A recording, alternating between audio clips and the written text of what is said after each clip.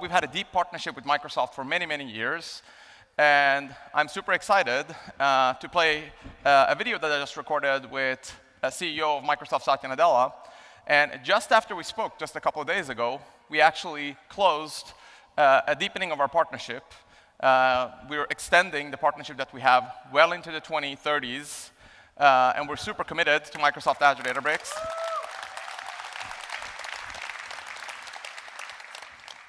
Satya and Microsoft have been great partners of ours, and we're looking forward to deepening that further. Let's play the video. No, thank you so much for having me, Ali. Again, congratulations to you and the Databricks team. It's just fantastic to see what we got started on, whatever now, close to 8, 9 years ago, and where it is. And it's just congrats to all for all the success you guys have had. Well, a lot of it is thanks to the partnership that we have between the two companies. I wanted to ask you, you were actually at the conference 2 years ago here at Data and AI Summit. And AI was just taking off, and it's been crazy 2 years. And actually, you had some pretty spot-on predictions back then. I'm curious, anything that's surprising to you that you've seen in the last 2 years? And when you look forward, how do you think the next 2 years are going to evolve in this space? Yeah, I mean, it's to your point, it's just been crazy in terms of the pace, right? Which is, and in like all tech changes, I think some things we always forget is it's the compounding effects of all the S-curves, right? There was the pre-training S-curve, and then there is now the test time compute S-curve. There is just the application tier getting more mature S-curve, right? We've all learned even how to build stateful applications using AI. And so I think it's that combination that's been pretty stunning to see. And also the other thing is the evolution, right, Ali, which is we started by saying, wow, I can now have intelligence that I can chat with. Then we said, oh, we can assign tasks to the intelligence. And now we effectively can have digital co-workers, right? So which work autonomously, we're still in the loop. But all three of this, right? When I look at even my usage of, say, something like Copilot on a daily experience, all three modalities or form factors are part of my daily experience. And so I think that that's exciting to see the rate of progress, the compounding effects of S-curves, and quite frankly, at the end of the day, the enterprises and the developers being able to build on top of the platforms you're creating, we are creating. I want to turn to helping these enterprises actually get that value out of those autonomous systems. We've been working together now. Partnership's been 8 years, as you mentioned, is when we started Microsoft Azure Databricks partnership together. And over the years, we've been integrating with the whole Azure ecosystem. So Azure Databricks is truly native part of all of the Azure ecosystem. Over the years, we added Foundry, Power Platform.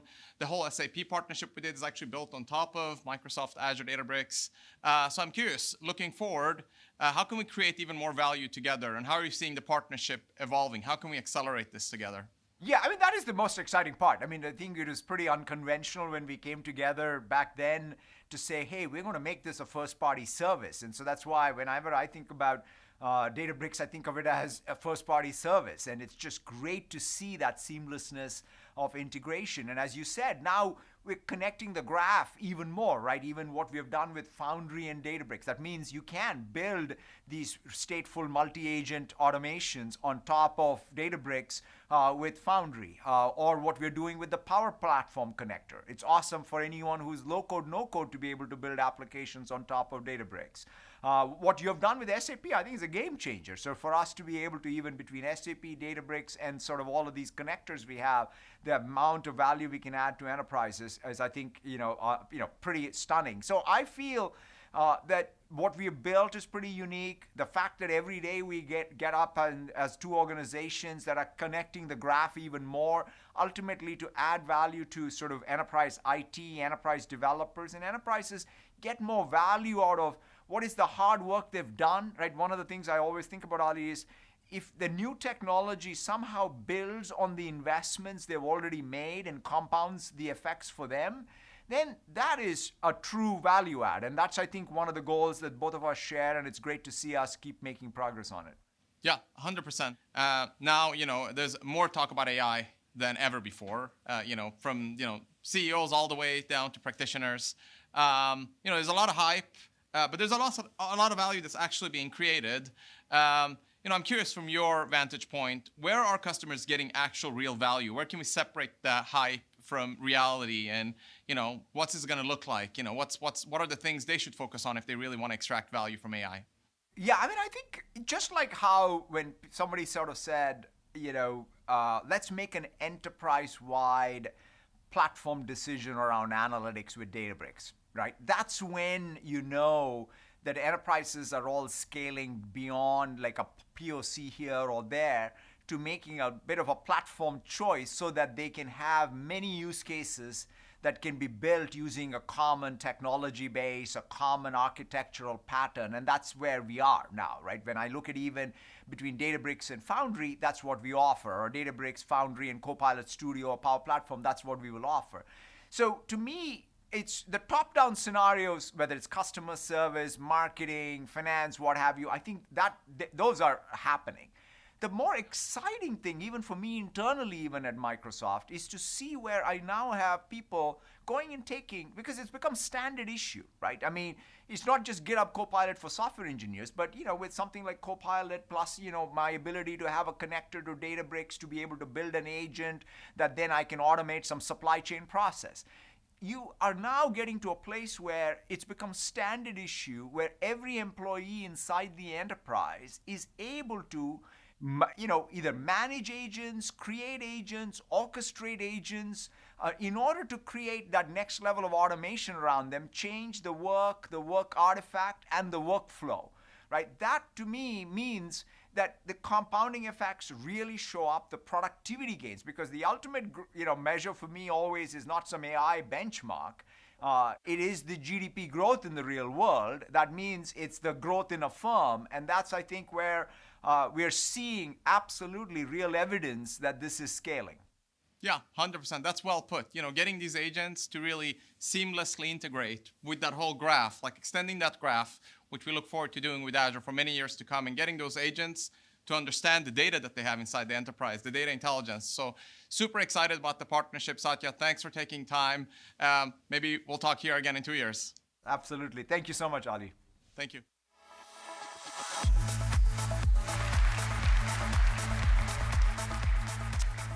Awesome. Big thanks to Satya and Microsoft. OK, so on to today's program. So yesterday we said that there are 3 pillars to all future data and AI applications that we're going to see, right? Intelligence is going to disrupt every industry we know. For that, you need a database. That was the Lakebase that we announced. And there was a lot of yesterday's talk was about that. And then you need AI, which we talked about a lot yesterday with Agent Bricks and other announcements that we had. So today, we're going to focus on sort of the core of the conference of where we started, our roots, which is data analytics. This is the Lakehouse and the data intelligence platform as we've been showing it. Last year, we said that we're going to unify the open formats that existed. So we acquired this company called Tabular, and the formats, we have Delta tables, and we have Apache Iceberg, and we said that we're going to work towards getting them closer and closer. And today, they are largely very close.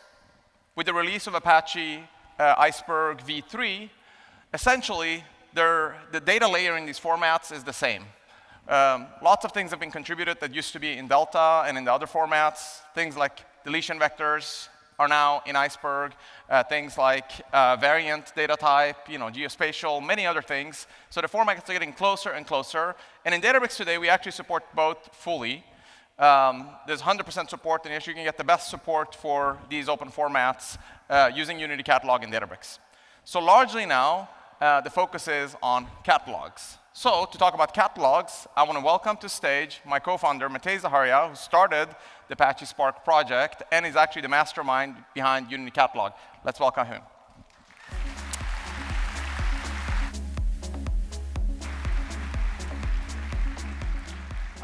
All right, thanks a lot, Ali. Welcome, everyone. I'm excited to give you an update on what we're doing with Unity Catalog. So we actually announced Unity Catalog 4 years ago. That's when we were starting with the Lakehouse architecture. And we had realized at the time that governance was a major obstacle for a lot of customers in really getting value out of data. And governance for data lakes specifically was behind what you could do with data warehouses. But even beyond that, as we looked at the applications people have, we realized, they're not just living in a data warehouse and doing SQL. They wanted to do things like machine learning or working with unstructured data and so on. And governance was extremely fragmented around those and very difficult to get right. Everything from security to quality to cost management and so on.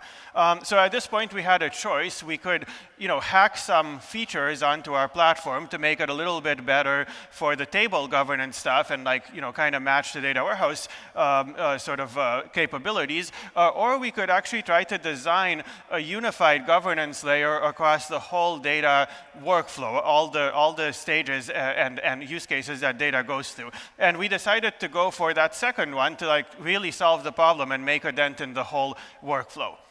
So that's what we did with Unity Catalog. We set up sort of this goal of unified governance, make it so that throughout everything you do the data, from the place it comes in as raw files to the way it's used maybe in machine learning models and dashboards and data sharing and things like that, it's easy to govern and reason about centrally. So with Unity Catalog, we bring all the users together onto one platform, anyone who works with data in some form. We also bring all the different types of assets that you have with data. So we've got, of course, structured tables like you would in a data warehouse, but we've also got unstructured data, files. You can manage those in the same way. We've got machine learning models, AI tools, agents, MCP tools. All of these also live in Unity Catalog with the same model. We also have dashboards and BI assets, and you can even manage data that is not in Databricks through federated data sources. So you can take, pretty much any database or data warehouse and set it up as a data source in Unity and start doing access controls and lineage and so on in front of it. And it's also unified in terms of capabilities. It's got the basic security and access control capabilities, but also things like discovery, lineage, cost management, and so on. So that's what we've been building with Unity Catalog. Since we started this, actually 97% of our customers are now on Unity Catalog. So even though it's this change in the governance model, actually a lot of customers found this valuable and are starting to use it. So it's been great to see that happening. And customers are getting a lot of value out of it. For example, Cigna Group here talks about how they manage petabytes of data. Some customers have told us that just the storage management pieces of it save them millions of dollars a year in storage because it's much easier to find redundant data. And it just makes all their users more effective. So that's been great to see. The other thing we realized with Unity Catalog is you can't deliver unified governance inside a company if it's not open. Why is that? Well, every company has so many different data systems. They've got legacy things, they got the newest things from the newest startups, and all of these are involved in the data lifecycle. So if your catalog, your governance system isn't open for these to all work with it, it's not going to be the unified system. They're going to have lots of ways to do this. So we based Unity Catalog around open API, starting with the Hive Metastore API in the past, and we actually open sourced the service last year, and it has the largest ecosystem of integrations of any modern data catalog. So it's been great to see that grow. Yeah. So on the left, these are some of the platform products and open source projects that integrate with it. You can see, Palantir, Salesforce, everything from those to leading open source projects are integrating with it. On the right, we also developed an open protocol for cross-organization data sharing called Delta sharing, because why would you do data sharing that's limited in the type of compute that can receive your data from another company? Every company is using lots of different engines, lots of platforms. And you can see, we started with open source projects and BI tools integrating with delta sharing, and now major software providers like SAP are basing the way they deliver data on this, and we have this marketplace with all the leading data vendors supporting this. So very exciting to see that. Now, that's how Unity Catalog's gone. In the time since then, as I said, the vast majority of customers are now using this. They're getting a lot of value from unified governance. So actually, every vendor in the data space is now focusing on, on catalogs and launching catalogs, and in some cases, multiple catalogs. So everyone thinks these are great. Whether it's cloud vendors, data warehouses, everyone is building catalogs. It's one of these things where basically, you just see new ones launched every day. You get a catalog, you get a catalog. If you all look under your seats now, you each get a catalog. You just log into, yeah. Yeah, just log into free edition and go create catalog. You got a catalog. But that is not enough. Just having a bunch of catalog services isn't enough to really deliver unified governance. And I think what we're doing, the hard work of actually designing the data and ML lifecycle to work with it, leads to some significant advantages and cool things you can do. So why do we say these don't deliver unified governance? I'll just give a few examples. Just as an example, in Snowflake, there's an open catalog, but there's also an internal catalog that's separate, and you have to choose which one you use for each data set, or you have to sync stuff between them, but then it might be out of date. And if you use the internal catalog, you get the better governance features, but you can only write to it from the Snowflake engine. So that means all your ETL jobs, any job that creates data, has to be on that one engine, which is very limiting. On the other hand, if you use the open one, it'll have worse performance and worse governance features if you want to use other engines to write to it. Other cloud vendors also have multiple catalogs. And also, a lot of these catalogs are really only for tabular data. They don't cover unstructured data and AI and BI and all the other things you do with data. So when we talked to customers, they were really clear. They want one catalog that has unified governance across data and AI. It's open and supports multiple engines. Otherwise, it's not unified governance in a company. Works well across all formats and understands the business. So it understands more than like, here's some data sets. You can do things like quality, lineage, analytics about what's actually happening in your company. And this is what we aim to deliver with Unity Catalog. So this morning, I'm going to talk about what's next for Unity Catalog. We're actually launching a lot of great new capabilities at this summit, but I'm going to focus on two that we're really excited about.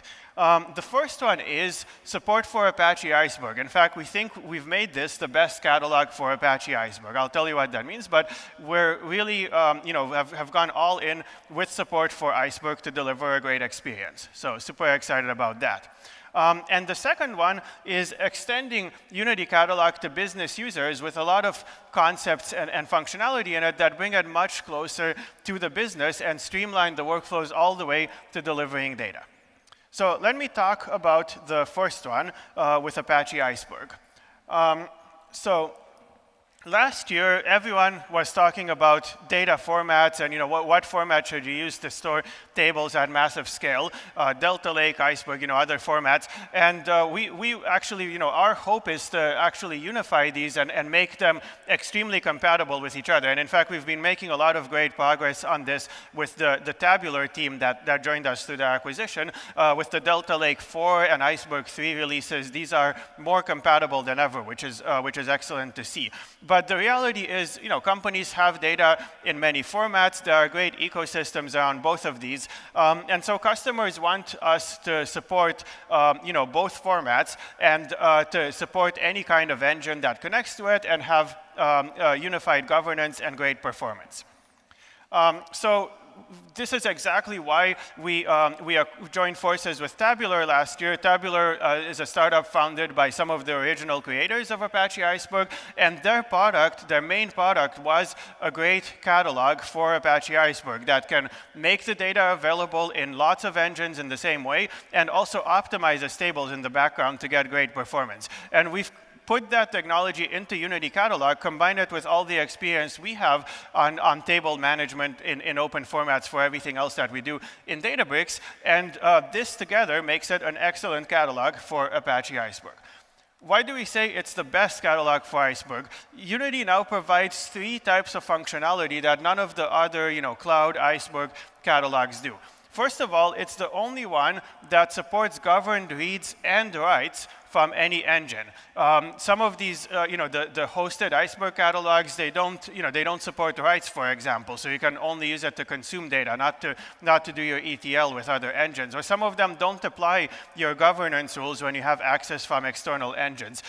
We are able to do both of these things to actually let you manage data, across your company, across use cases, with a single catalog. The second thing we've done, we've optimized performance for Iceberg tables heavily using predictive optimization, which is the tools we had developed for Delta, basically, and for everything else in Databricks. So now you can get excellent performance for Iceberg, whatever engine you access it with. We set up really great table layout that just leads to great performance based on your workload. Finally, we've added Iceberg into the cross-organization open sharing ecosystem that we have with Delta Sharing. So actually, you can not only use it inside your company, you can deliver Iceberg data seamlessly to anyone, even people on engines that are that are not aware of Iceberg through this protocol. So I'll say what that means. I'm really excited to announce that all of these features are now in public preview through a new launch called Iceberg Managed Tables. Yeah, thanks. Yeah, very excited to see what you all do with it. But yeah, we've been working hard over the past year, and excited to bring it out.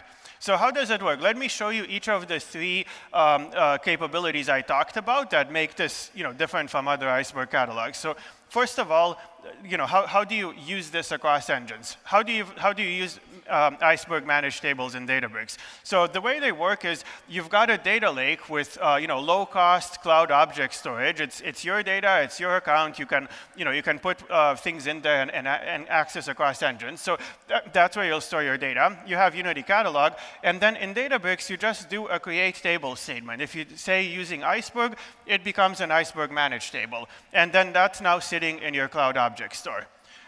Next, in Unity Catalog, you can set up governance rules on it. So you can do grants, you can do fine-grained access control, row-level security, attribute-based. You can set all of those up on your table to set up the governance. And of course, you can work with the data in Databricks. Next up, you can bring in external engines. So, for example, Snowflake has support for the Iceberg REST Catalog API. It's a standard API that's part of the Iceberg open source project. And Unity Catalog implements exactly that API for clients that understand it. So in Snowflake, already today, you can point it to an Iceberg REST catalog, and it'll be able to read data from there. Not only can it read it, but also we enforce the access controls you set up about which data each user can see. So you can do that.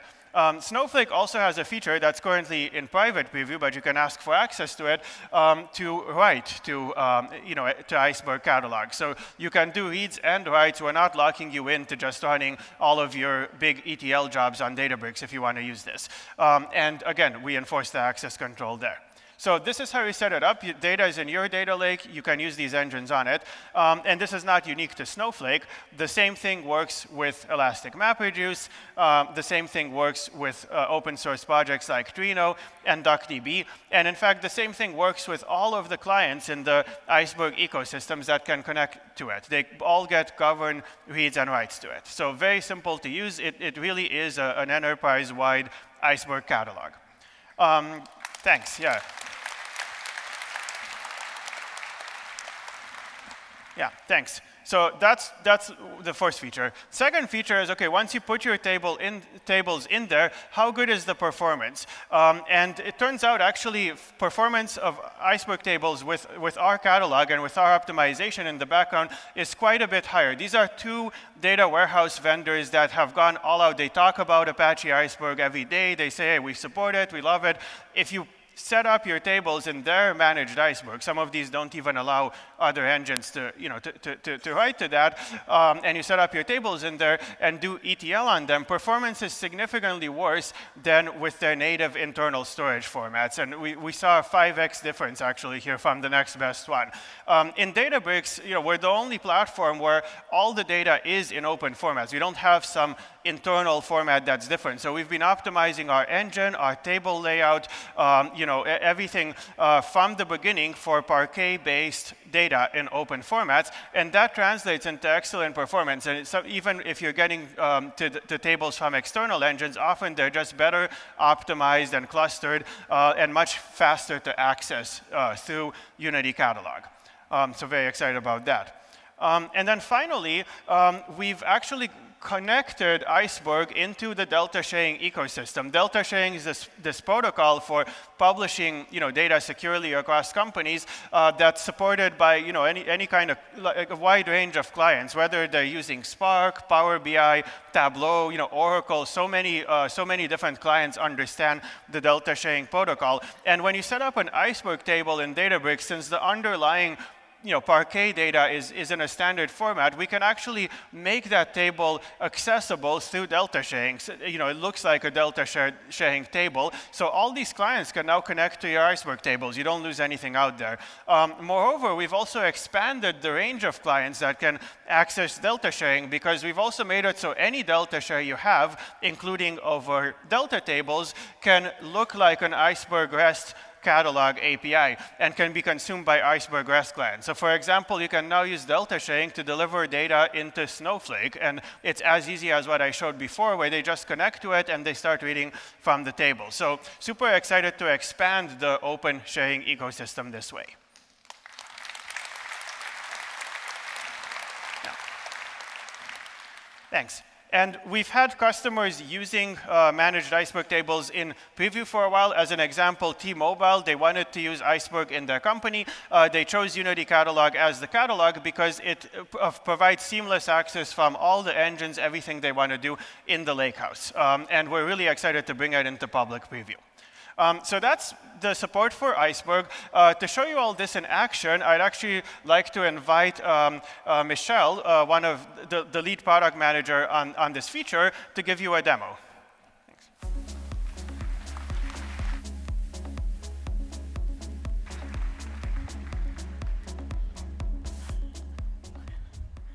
All right. Thanks, Matej. In this demo, I'm going to show just how easy it is to access Unity Catalog managed tables from a wide range of tools. I'll demonstrate how attribute-based access control allows you to easily mask sensitive data, such as PII. And finally, I'll show how governance also extends all across the ecosystem. Let's hop into the demo. We'll start here in the Catalog Explorer. This is where I can view all of the data and AI assets in my ecosystem. Here, I already have an Iceberg managed table set up, which contains data from a new marketing campaign that my team is working on. For all managed tables, whether Iceberg or Delta, Unity Catalog automatically handles performance tuning, data layout, and predictive optimizations. All managed tables are also accessible from external tools. I'll show just how easy this is using some of the tools that Matej just mentioned, EMR Trino, Snowflake, and DuckDB. Let's head over to EMR. Here, I already have it configured with Unity Catalog's Iceberg REST Catalog APIs. Unity Catalog has a full implementation of the spec, meaning that any Iceberg engine can read and write to it. So let's see this in action. First, I'll query that same table that we were just looking at in Unity Catalog. It looks like it doesn't have very much data, so let's go ahead and change that.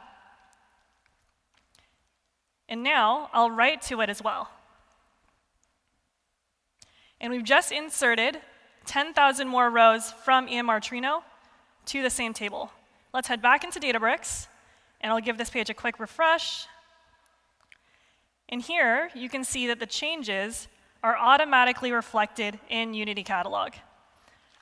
Again, this table is governed and tracked just like any other managed table. It doesn't stop there. I can also access tables from tools like Snowflake and DuckDB. In the interest of time, I'm going to go through these pretty quickly. Here, I already have Snowflake configured with Unity Catalog's Iceberg REST Catalog APIs. Again, let's query that same table. I also have DuckDB running locally. So again, let's query that same table. In just under 2 minutes, I've now accessed my Unity Catalog Iceberg Managed table from 3 different tools. I've accessed it from EMR Trino, Snowflake, and DuckDB. And that barely scratches the surface of supported tools in the ecosystem.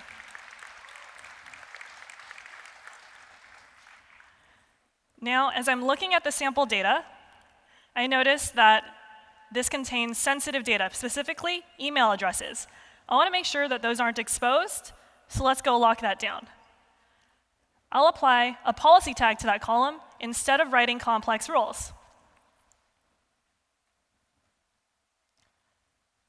Behind the scenes, this tag automatically applies our mask email function.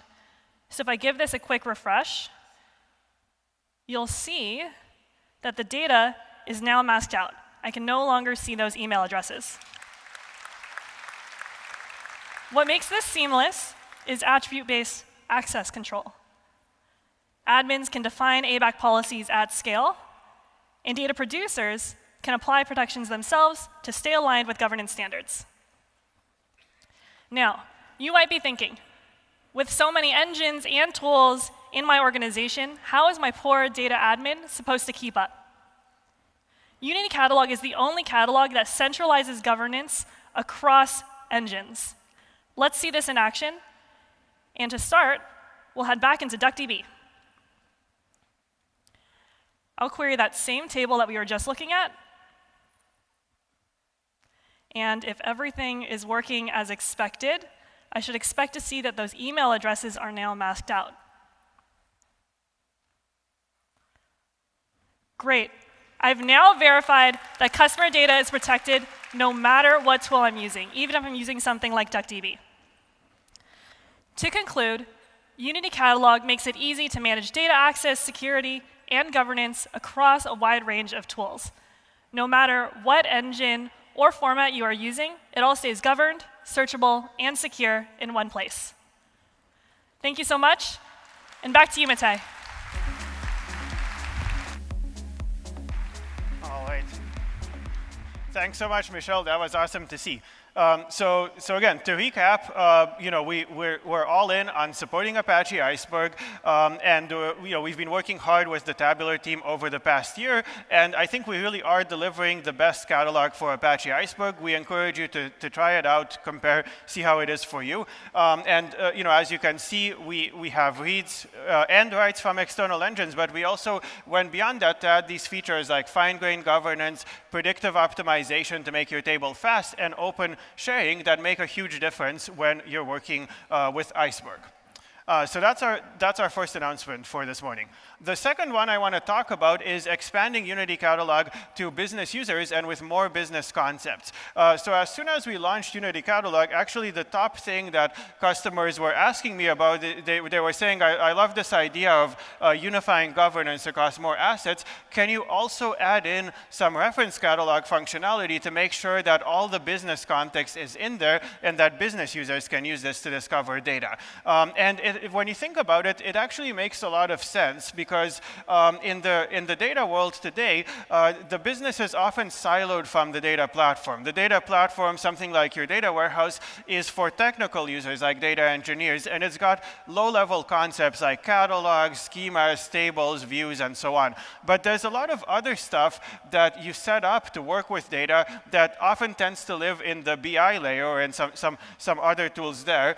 For example, business metrics, a semantic layer. That's often just in the BI tools. The data platform doesn't know about those. Ways to organize your data into domains, definitions of things, or even the question about which assets are trusted, for which use case. Can this table be used for financial reporting or not? Those all live in some other set of tools that are used by the business users. And of course, this means that, for example, when a machine learning engineer is doing work, they don't have the exact same definition necessarily of a metric as as the person in marketing or in finance, or even worse, they're not using the latest trusted data. They're using something that looks good but isn't the right one. So the big question is, how do you bridge this gap? Can you actually have uniform definition and discovery of these things across these two types of users? So we're really excited to launch 3 sets of functionality that bring the business to Unity Catalog. First, business metrics, which has been in preview for a while, is going GA. It's a semantic layer that works across all the users of data in the same way. I'll talk a little bit about that. Next up, we're launching a whole set of new features for curation, certification, and domain in a new Discover view in Unity that lets you essentially create an internal marketplace that's easy to use for users to discover and understand the data in your organization. And finally, we're improving data intelligence insights throughout the catalog to show you how data is used and also to help AI assistance tools as the data platform gets smarter to fully understand the context of the data. So let me talk about the first one. Really excited to announce GA of Unity Catalog metrics. Thanks. Yeah, what is Unity Catalog metrics? It's a semantic layer. You can define measures and dimensions, ways to aggregate and compute data in your company. We think it's a great design of the semantic layer, but the really unique thing about it is that the metrics are right there in your catalog. So every type of computation you do on our platform or in external BI tools understands them in the same way. Whether you're doing data engineering, data science, business intelligence, all of these have the exact same definitions of your metrics, and you can access these from SQL or from Spark and from external BI tools very efficiently. Like other metrics layers, we optimize performance, so both for queries in our engine and external BI tools, we optimize computation of these metrics. And finally, these metrics are, for the first time, you can centrally govern them, certify them, set permissions on them, understand who's using them, and so on, with all the features that you have for everything else in Unity Catalog. As an example, Virgin Atlantic has been using this in preview in the past year, and they're saying that it allows them to have the same trusted definition across dashboards, SQL, and AI, which is obviously great to make sure everyone is computing things the right way. That's the first thing. The second thing that we're launching in preview is Unity Catalog Discover. So this is a whole new way of organizing data and making it accessible internally. So this is essentially an internal marketplace you can set up inside your organization where you curate all the assets you have. You can say which ones are certified or high quality. You can put tags on them. You can actually mark things as deprecated so users are warned if they're using them. And you can organize them into domains based on business concepts that are relevant to you. And then users can explore this. They no longer just see a giant list of tables or whatever. They actually see what you curate to show them. And they can also request access, so you can seamlessly grant that to people on just the stuff that they need. So that's Unity Catalog Discover. Finally, throughout the Databricks platform, we have this concept of data intelligence, which is we understand how you're using your data, and we try to make it easier to use for both humans and actually for our AI assistants based on the actual usage. And we've added a bunch of new ones here that further help humans and AI. So this is just a view of a table in Unity Catalog. You'll see at the top you can certify things now. It's really clear when something is certified. You'll see over here we have automated quality monitoring in beta. So for example, when we can tell you when we think the table is out of date because upstream things, because we see the upstream computations haven't run recently. And we also have this view with top users, top joins, related assets that, again, help both humans and AI work better with this data. So we're very excited about these features. It's making data much easier to use. And to demo this, I'd like to invite Keegan, one of our lead product managers in this area. Thanks.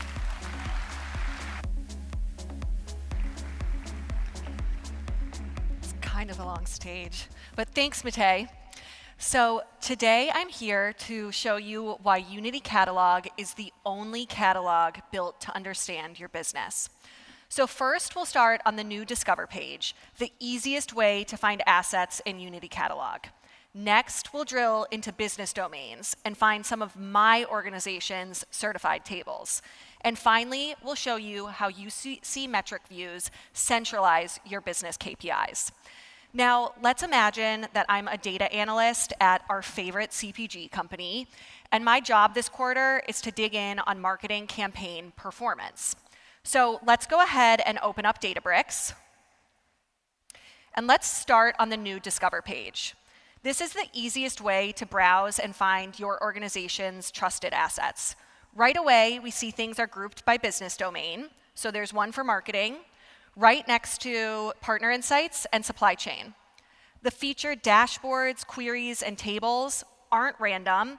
They're curated by our data stewards and then boosted by data intelligence signals, which you can actually see on the screen here with the sparkle indicator. So this lets us know that we're always getting the highest quality material for our work. So let's go back up and drill into the marketing campaign domain. Awesome. And here we can see everything is neatly organized. We have featured dashboards and tables. Let's look at the attributions one. Great. Right away, we can tell this is certified, so we know that it's a trusted source. And then opening up the description, we have a ton of rich information, like a sample query and this really beautiful visualization that helps us understand the overall data flow. We also get things like top user insights and then other related assets where this table is being queried. When we scroll up, we can actually drill into the data quality to check that this table is indeed healthy and fresh. So let's now take a look at the sample data. And at first, this is really overwhelming because it's just a ton of different IDs. But fortunately, Databricks Assistant, right here, prompts us with queries in natural language, so we get SQL started right away. And here, with what I'm highlighting, I can tell this has more to do with marketing leads than it does with marketing campaigns. So this isn't the right table. Let's favorite it for now and drill back in on the Discover page. So we're looking for business metrics. So let's filter down to metric views. So with UC metric views, my organization can define our key KPIs once, govern them in UC, and then access them from anywhere in Databricks. No hopping out to other wikis or copying queries. Let's take a look at this one. Okay, bingo. This is not only certified, but take a look. This is also the KPI for revenue driven by marketing campaigns. So this is great. Since it's a metric, it comes predefined with different measures and dimensions, so we can splice and dice the data however we need. And since this is all in Unity Catalog and on top of the Databricks platform, we can get started really easily. So let's create a quick query right now. I'm just going to press that. OK. And let's add in campaign name so that we have friendly IDs to join this with. And I'm going to rerun. And then let's visualize it because I'm a visual person. And all right, here we have, it looks like our smoking gun. The influencer campaign is underperforming against all other campaigns in market. So this is definitely something that we'll want to pass along to the rest of the marketing team to be able to dig in further. So there you have it. In a matter of mere minutes, and with the Discover page as my guide, I was able to locate our organization's trusted and certified assets, drill in by business domains, and then tie real revenue impact back to business KPIs. So you know what? I think with that, my job here is done. Back to you, Matej.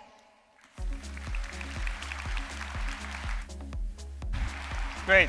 Thanks so much, Keegan. That was awesome to see. And all of this is also accessible through APIs, so you can connect other tools with it. We're really excited about what you can do with it.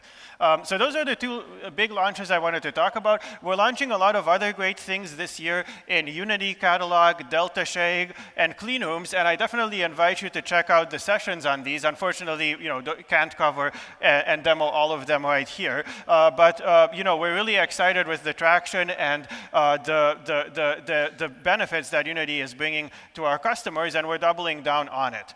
So just to summarize, we believe that unified governance simplifies a lot of things in the data and machine learning world, and we think the idea can be taken quite a bit further than we did. We think, for example, bringing business context into it makes it much better for human users as well as for AI, and as data platforms get smarter and as you want to do more things with them faster, we think this is one of the best things you can invest in to have a great experience with that. So next up, I would like to invite Michael Armbrust. He's the distinguished engineer here. He's the original creator of Spark SQL, Delta Lake, and Delta Live Tables, and he's going to talk about Apache Spark. And he's coming out the demo end of the stage, so he's got some cool things up his sleeve. Thanks.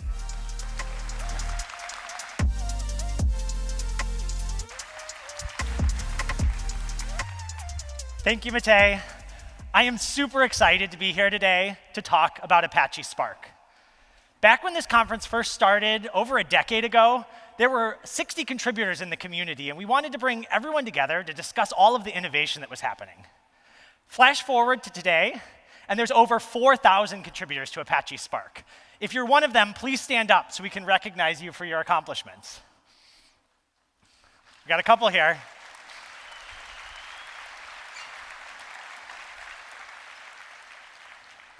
Thanks to all the hard work of the community, Apache Spark 4.0 is the greatest release yet. We continue to improve SQL with the addition of SQL UDFs and the new pipe syntax, which lets you chain complicated transformations using a simple, intuitive syntax. We've also added the variant data type, which works with both Delta and Iceberg, and we've made ANSI mode the default, so it's easier to write robust queries that don't accidentally drop data due to casting. We continue to improve Spark Connect, which is the new secure protocol that operates between the Spark client and the Spark driver. And what that allows you to do is build clients dramatically faster. So we now have support for Swift, Rust, and Go. Python continues to be the most popular language for data scientists, and we added a really cool new data source API that lets you build custom ways to read and write to different systems, all using Python in both streaming and batch.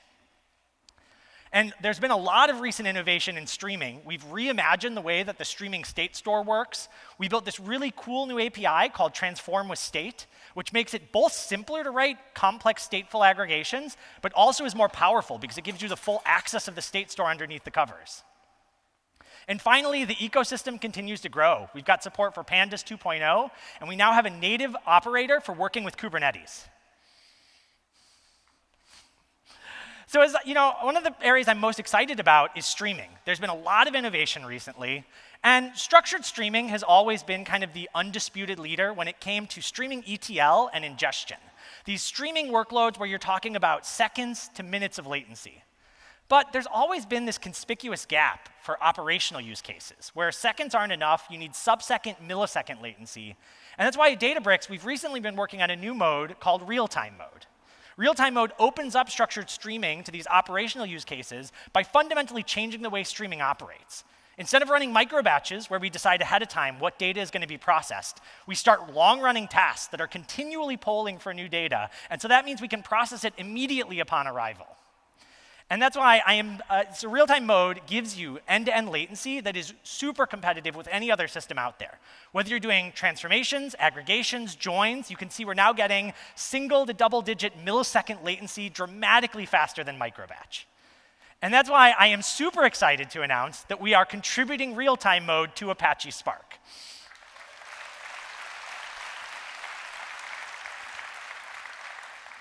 The Spark improvement proposal just passed last week, and we are putting all of the code into the code base as we speak. Hopefully, it'll be available in the next release. But now I want to look back and do a little bit of a history lesson. You know, I've been speaking at this conference for over a decade now, and I've seen Spark get simpler and simpler over time. When we first started, this is what Spark looked like. We had this concept called a resilient distributed data set, a name only a PhD could have come up with. And this syntax, which at the time was revolutionary because it allowed you to use this simple functional syntax to distribute your work across thousands of commodity machines, the same idea that made Google's clusters so powerful back in the early 2000s. But looking at this today, this actually looks really complicated. Doing something as simple as an average required me to think in terms of mapping that tuple into a sum and a count, and then writing this distributed reduce function that's going to do partial aggregation across the cluster, and then another function that does the division to compute the final answer. It's pretty complicated. And so the first thing we did with Spark was we wanted to abstract away the complexities, like computing an average and joins and filters. And so we added Spark SQL, which made it declarative. So instead of having to write out exactly how everything was going to be processed, you got to write this kind of natural SQL language where you just say, I want to compute an average, I want to do a join, and the system takes care of figuring out exactly how that's going to happen. But even with Spark SQL, there was still a problem. You never run a query only once, and your data is constantly changing. And every time a few rows arrive, you don't want to rerun that entire batch query from scratch. That's incredibly inefficient. And so that's why we created structured streaming. So just with the addition of this one keyword stream to that SQL query, now instead of recomputing the whole answer from scratch every time, the streaming engine is responsible for figuring out what data is new, what data is old, transactionally processing it with exactly one semantics to make sure you get the answer with as low latency as efficiently as possible. And with structured streaming, we then almost had a little bit of what I would call a success disaster. Streaming was so scalable, lots of people were using it to do ETL, but when you were writing out to cloud storage, you'd end up with thousands to millions of Parquet files, which was a management nightmare. And so the next thing we added to this stack was Delta Lake, which instead of working with files, now you're working with tables. You have transactions. You have high-level DML, like update, delete, and merge. You have commands like optimize that collapse those files and make them as efficient as possible to work with. And so this is looking pretty good. But we've still got this complicated stack, and bringing it together to build an end-to-end production pipeline still requires quite a bit of expertise. If you look at it in the center here, this is the transformation. This is the thing that's actually getting value for your business, and this is where you want to be spending your time. But to take that SQL query and make it run reliably every day so your CEO can have the reports when they need them, you have to worry about checkpoints to make sure that the stream can restart from exactly where it left off. When things fail, you have to build retry mechanisms that restart the stream or even restart the cluster if it gets into a bad state. You have to worry about dependencies, because it's never just one table in one stream, it's hundreds of tables working together in a complicated web. And dependency management allows you to do things like make sure you create tables in the right order, make sure when new columns are added upstream, they automatically evolve the schema all the way down. You also have to worry about parallel execution, because sometimes those tables fan out and you want to run as many things as possible, but now you're dealing with thread pools and failures in threads. And once a pipeline starts to get really complicated, you don't want to have one gigantic notebook. So you need to almost have a compiler for dealing with all of these different data sets. And that allows you to do advanced data engineering things like continuous integration and continuous deployment. But as you can see, we're spending almost all of our time on all of this extra stuff and not where we want to be spending our time on getting value from our data. And so we realized this problem about 4 years ago, and this is why we created DLT. So this is a testimonial from one of our customers, Navy Federal Credit Union, that found that DLT hid the complexity of all of that stack we just talked about and let them focus on getting value from their data by giving them this simple, intuitive, and declarative programming model. But now it's time to take the next step. And that's why I am super excited to announce that we are contributing Spark declarative pipelines to Apache Spark.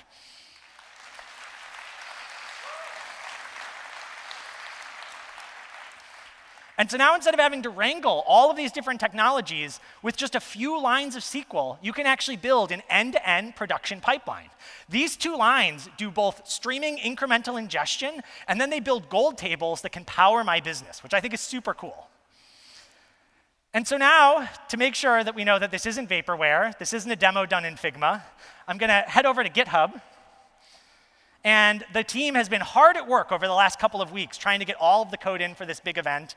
Last night, they were up late putting the final touches on it. I spent some time reviewing this pull request. This is adding code into Apache Spark this morning. And I'm going to go ahead and say, it looks good to me. And so now it can get merged into Spark, and everyone can use this really cool new technology.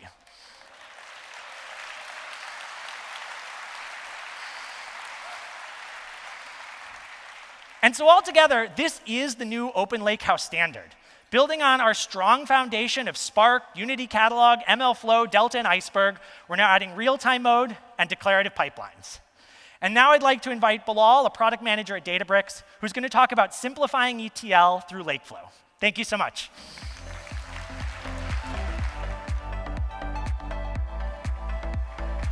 All right. Good morning, Bricksters. Good morning, San Francisco. Thank you, Michael, for the introduction. I'll get started. I'll just share a little funny story. I was here on stage last year wearing a purple jacket. And the most common question has been, why don't you have that jacket on anymore? And my answer, after I thought about it for a little bit, was, well, that's because that was not a generally available jacket. I'm super excited to talk to you about Lakeflow, which is now generally available. And I think you'll find that really exciting as well. All right. So all the data engineers here, you know this to be true. Everything starts with good data, from analytics to Gen AI, business intelligence, and the awesome applications that Justin talked to you about yesterday. However, there's one big problem. And the big problem is that data teams and data engineers are held back by a fragmented tool stack, by which I mean tools that you have to stitch together just to get your job done. And this leads to several big problems. First of all, pipelines that lack governance, pipelines that are overly complex, and worst of all, pipelines that have poor reliability and efficiency. Nobody here likes waking up at 2 in the morning with a page, or at 8 in the morning from the CEO saying, hey, data's not ready. So how do you solve the problem of the fragmented tool stack? We do it, and Lakeflow does it, by unifying the tool stack. Lakeflow unifies data engineering. Lakeflow brings together 3 key capabilities you need for great data. First, Lakeflow Connect helps you ingest structured and unstructured data directly into Databricks in one place. Then, Lakeflow declarative pipelines help you efficiently transform and reshape and clean and aggregate this data. And finally, Lakeflow Jobs helps you orchestrate, run your workflows in production so you can sleep well. Let's talk about the first part of Lakeflow, Lakeflow Connect. Lakeflow Connect, as I just said, helps you ingest all your data into one place. I love 3 things about Lakeflow Connect. First of all, it's point and click simple. It's literally a wizard. And the little magic trick here is not just a UI, it's actually a very powerful API. So you, as data engineers, can automate your data workloads. And this means you can get data from everywhere into Databricks without having to worry about infrastructure. Second of all, it's the right price. It's the right low total cost of ownership. That's because we built Lakeflow Connect from the ground up to be incremental. Whenever possible, Lakeflow Connect only loads the new data. And finally, the data that you bring in is governed through Unity Catalog. So you can safely and securely collaborate on it. You get metadata and lineage and so forth. Now, you might be thinking, gosh, weren't you here on stage last year telling us about Lakeflow Connect? And that's right. And back then, the Lakeflow Connect family was a little small. We had 2 connectors. So I am super excited to share that our family just got much bigger. Thank you. As you can see, Lakeflow Connect now supports a bevy of enterprise applications, CRMs, ERPs, a ton of file sources, and many databases. Super exciting.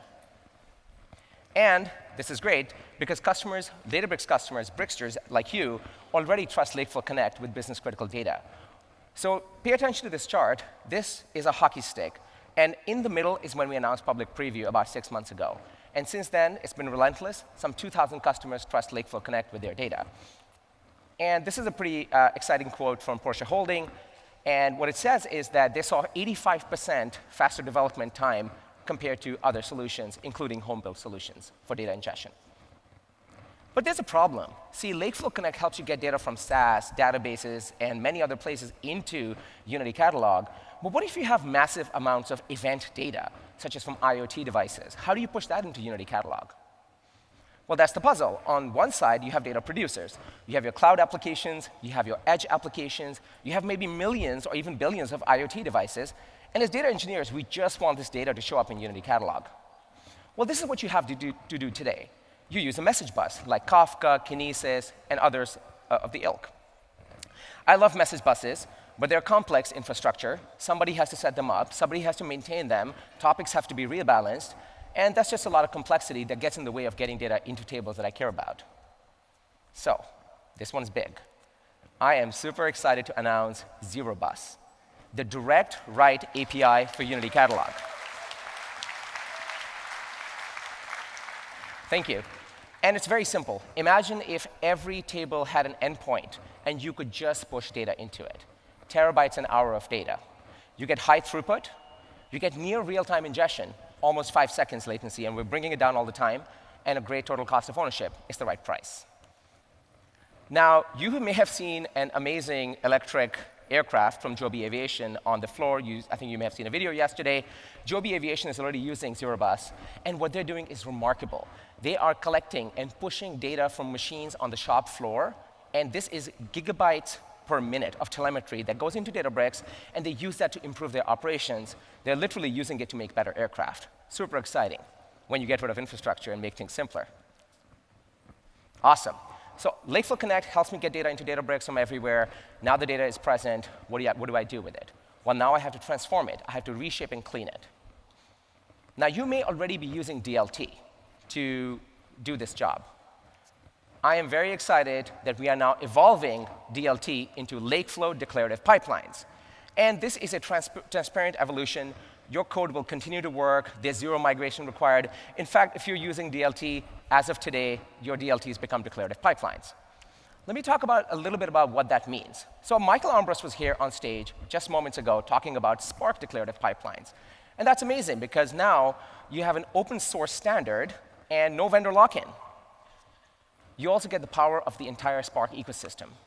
And finally, you get simpler ETL. And as Michael was saying, you can just focus on your job to be done. And with Lakeflow declarative pipelines, you get 100% source compatibility.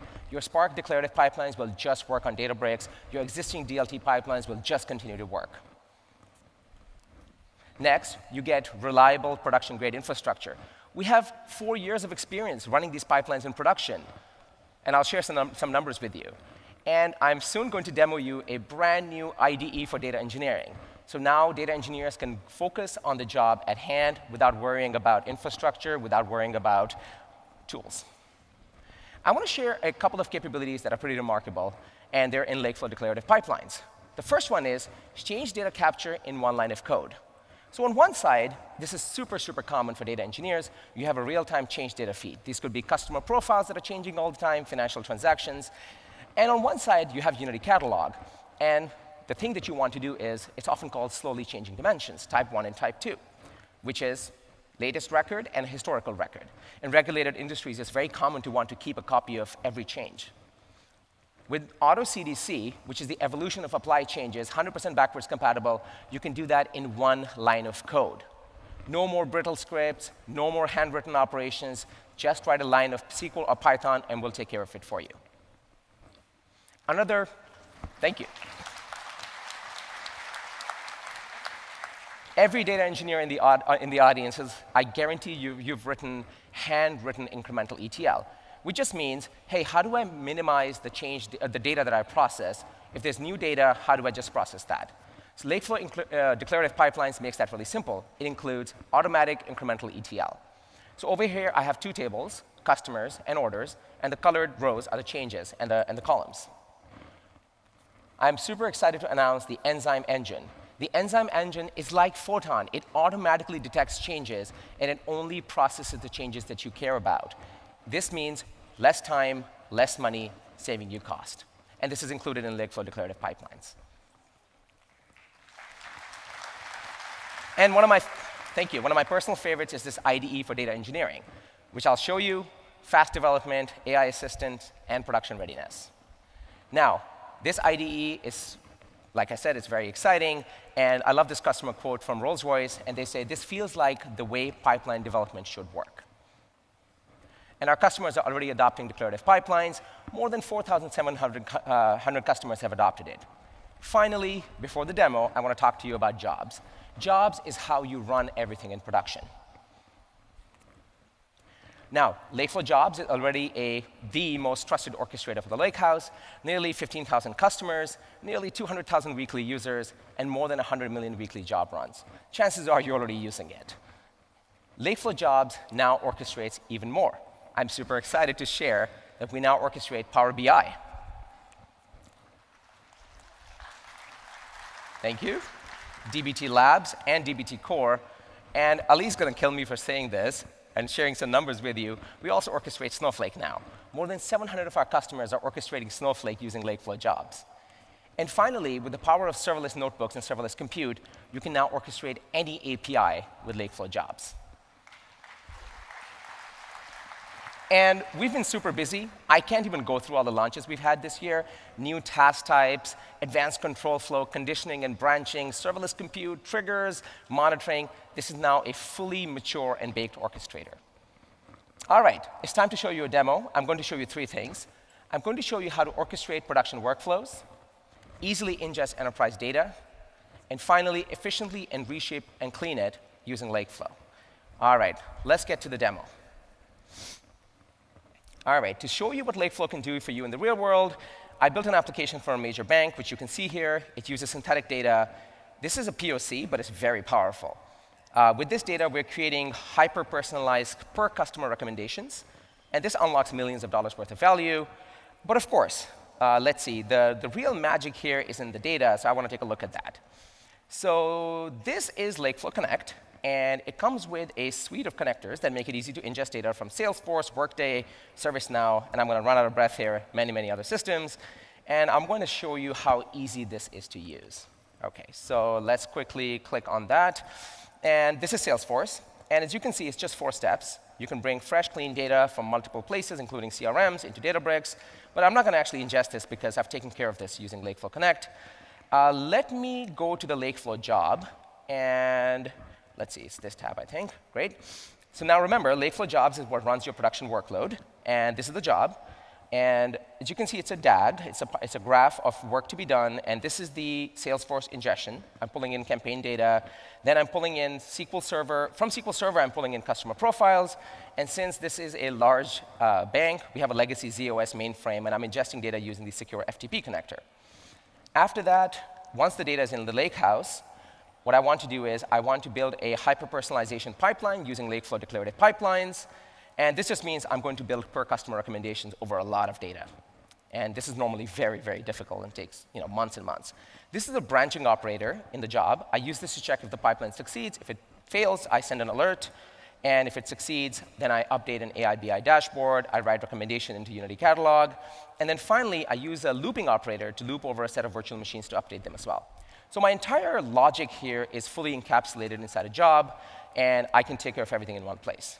Now, I want to show you one really cool thing, and let's take a look at this. Let's take a look at this tab. So Lakeflow Jobs offers deep monitoring and insights into your workloads. So I can see and control where both time and money are being spent here, and I can optimize and I can sleep well without losing control over my work. So let's zoom in on this hyper-personalization pipeline, which I built using Lakeflow declarative pipelines. So welcome to the new IDE for data engineering. So we built this so you can focus on the most important parts of data engineering. It has AI assistance, data exploration, and debugging built right in, and also production readiness. And this is the data flow graph. And what's happening here is data arrives on the left, and it ends up in these tables, these gold tables, which are materialized views. All right? And I can use this graph to navigate and monitor the pipeline. All right, so what I'm going to show you here is that this final gold table, for example, contains the table that powered my application. We have our per-customer recommendations, so our customer service reps can give a great experience. So that's just the final output. And I can take a look at the other final gold table as well, which has further recommendations and rebalancing opportunities. What I'm going to do now is I'm going to expand some of the panes of the IDE to show you what's going on over here. So I'm going to minimize the DAG here. I'm going to drag some things around a little bit to create some space. So this is the file tree. And I use this to organize my code into bronze, silver, and gold layers. And I can organize the way I like. It's up to me. So you can see I did the medallion architecture here. And I added some tests as well. So the IDE includes testing, a native testing framework. I write some code here. And this is the familiar DAG that I just showed you, the pipeline graph. And OK, let's take a look. So I can explore through the DAG. But I can also have this purpose-built pane at the bottom. And in the panes at the bottom, we have the ability to view tables, performance, and so forth. All right, so let's take a look at the code behind one of these tables. And you're going to be a little surprised to see that there's actually very little code. And that is the power of declarative ETL. You're freed up to write your business logic without worrying about infrastructure. And of course, you can mix in SQL, but you can also mix in Python in Lakeflow declarative pipelines. So I'm going to run this pipeline in a moment, and I'm going to show you something really cool. This is powered by serverless compute for the best possible experience. And while the pipeline runs, I'm going to show you a quick demo of the Databricks assistants, and I'm going to add some data quality checks. And I don't know how to write those. I'm just going to ask the assistant.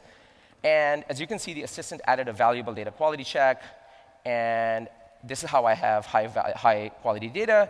And finally, just to put it into production, it's as simple as hitting the schedule button. And with that, my pipeline is ready for CI/CD and DevOps. All right, so that's the demo. And let's switch back to slides. And so you see, in the demo, I showed you how to orchestrate a production workflow, easily ingest enterprise data, and efficiently reshape and clean it. The IDE for data engineering is available for use today, and Lakeflow is officially generally available and ready for the world's toughest workloads. Thank you.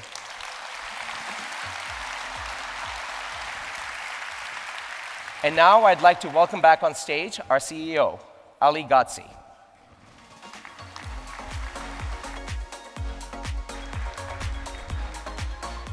OK, we're actually not done with Lakeflow, but we have a big announcement as part of Lakeflow, so I wanted to just come on stage and make sure that I sort of emphasize that. But before I do that, I just wanted to recap, because we saw a lot of stuff here. I'm not going to recap everything, but I think some things that are really significant is that Michael Armbrust showed that we're basically open sourcing DLT, Delta Live Tables, as part of Spark, and it's now called Declarative Pipelines. I think that's a big deal, because now you can just use open source Spark declarative pipelines to read DLT and vice versa, and they're basically the same thing. I also think this basically then becomes a de facto standard or lingua franca for creating pipelines, because Spark is such a huge community around the world. So that's very exciting. He also announced another thing that we're open sourcing that we've been working on for many years, which is the real-time mode. And I don't know if I could barely see on those graphs because the bars were so high, but basically the latency goes from many seconds down to a couple of milliseconds. Okay, so for really operational workloads where you want low latency, it's really awesome now, and you can use real-time mode in Apache Spark, open source. Okay, so I think that changes and opens up the aperture so that we can use Apache Spark now for these really low latency workloads. And then we just saw Lakeflow, which we're going to continue with. Lakeflow, of course, has the IDE, and it supports all of these things, declarative pipelines, auto CDC, and so on. But you might be looking at all of this and saying, well, you still need to know how to use Spark, right? This is still, it's still coding. There was still SQL on the screen. So, I have teams who can't do that, OK? They can't really use something like this. Even though it's democratized and simpler, it's too complicated for me. Well, that's why we're super excited to say, we actually have something for you as well, OK? For those teams who do not want to code at all, there is a way to do that now. And it's a big sort of expansion of the Databricks platform. So I'm super excited to welcome on stage Michael Piatek to talk more about that.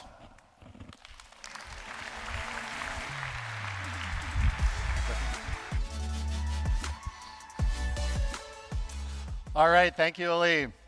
OK, we've all heard how powerful Lakeflow is. It's ready for your most demanding production data workloads. Now, when you hear production data workloads, you probably think of data engineers. Data engineers are experts at building scalable, reliable production pipelines. But the truth is, data engineers don't work in isolation. Nearly every analytics project is a collaboration between data engineers and business analysts who have a deep understanding of business needs. These two groups need to work together, but they often live in completely separate worlds when it comes to the tools that they use for their work. Data engineers work in the data intelligence platform, using products like Lakeflow to build robust pipelines. Business analysts work in spreadsheets and similar analytics software. Every organization needs to connect these two worlds. Now, we are not the first company to notice this need. There's a vibrant ecosystem of products in this space that aim to connect business analytics and data engineering. These products deliver tremendous value, and many work really well with Databricks, which is awesome. But even with all these fantastic products in the ecosystem, we still see gaps to be closed. The first challenge is that workflows are siloed. Analysts will build something, then they'll hand it off to a data engineering team that often needs to rebuild it a second time with a different set of tools. Or some data teams may maintain many different systems in production, but that erodes the benefits of unified governance, increasing complexity. And if you're working outside the data intelligence platform, AI productivity is limited by having only a partial understanding of your data. Now, what if these weren't separate worlds? What if data intelligence could bring them together? Well, we think that it can, and that's why today we're announcing Lakeflow Designer. Production quality ETL, no code required. Thank you. Okay, I'll show you Lakeflow Designer in just a minute, but first, let's talk about how it closes the gaps that I mentioned earlier. Okay, sharing and collaboration, drastically simplified. There's no handoffs and no rewrites. Everyone can use Lakeflow. And there's a built-in path to production. All visual pipelines run as ordinary Lakeflow pipelines. Designers completely integrated with all of the features that Bilal showed you earlier. And because Lakeflow Designer is built on the data intelligence platform and understands your business, AI productivity features are even more effective. Okay, so we've talked about why we're building Lakeflow Designer. Next, I want to show it to you. I'll walk you through building a simple example pipeline where I'm going to show you 4 things. First, how to import data from a spreadsheet and transform it using simple drag and drop. Second, I'll show you how to transform data by classifying it and translating it using AI with the Databricks Assistant. Third, I'll show you how to transform data entirely by example before finally discussing how to deploy visual pipelines to production. Okay, very good. Let's get started. All right, here we are in the Lakeflow Designer canvas. We're going to build a pipeline that measures customer support efficiency. What we want to know is if support representatives with more experience have a higher rate of resolving customer calls. So that's the question. Does more experience mean more resolved calls? Now, the employee tenure data I need is outside of Databricks in this spreadsheet. Now, bringing spreadsheet data into Designer, super simple. Drag and drop. Immediately, I see the data, which I can work with like any other table. I've got the employee information here for each representative, 0 to 3 months, 3 to 6 months, or more than 6 months on the job.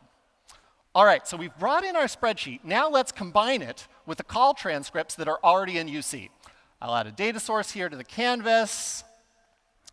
Now let me select the call transcripts table. Let me give this a name. We'll call this transcripts. Okay, let's see what we have here in the data preview at the bottom of the screen.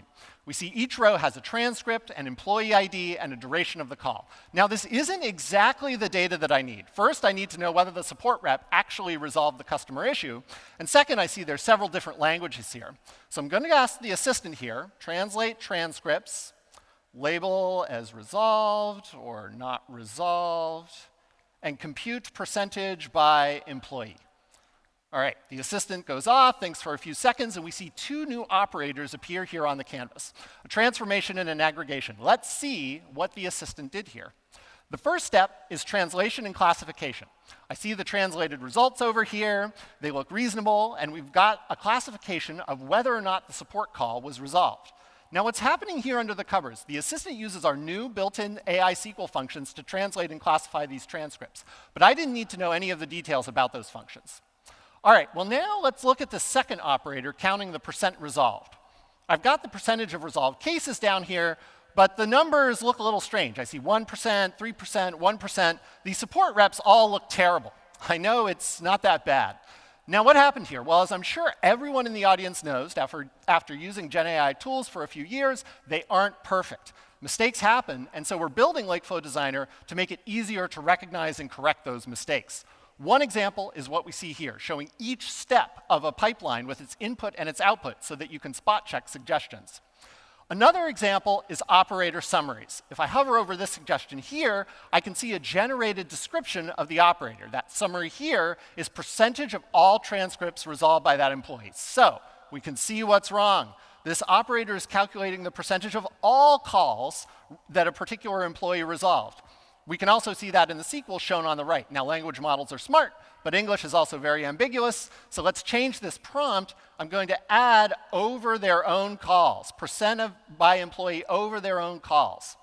All right, again, the assistant thinks, and the percentage of resolved cases here looks a lot more reasonable. This data looks pretty good to me. I see 25%, 45%. This looks good. All right, let's accept this.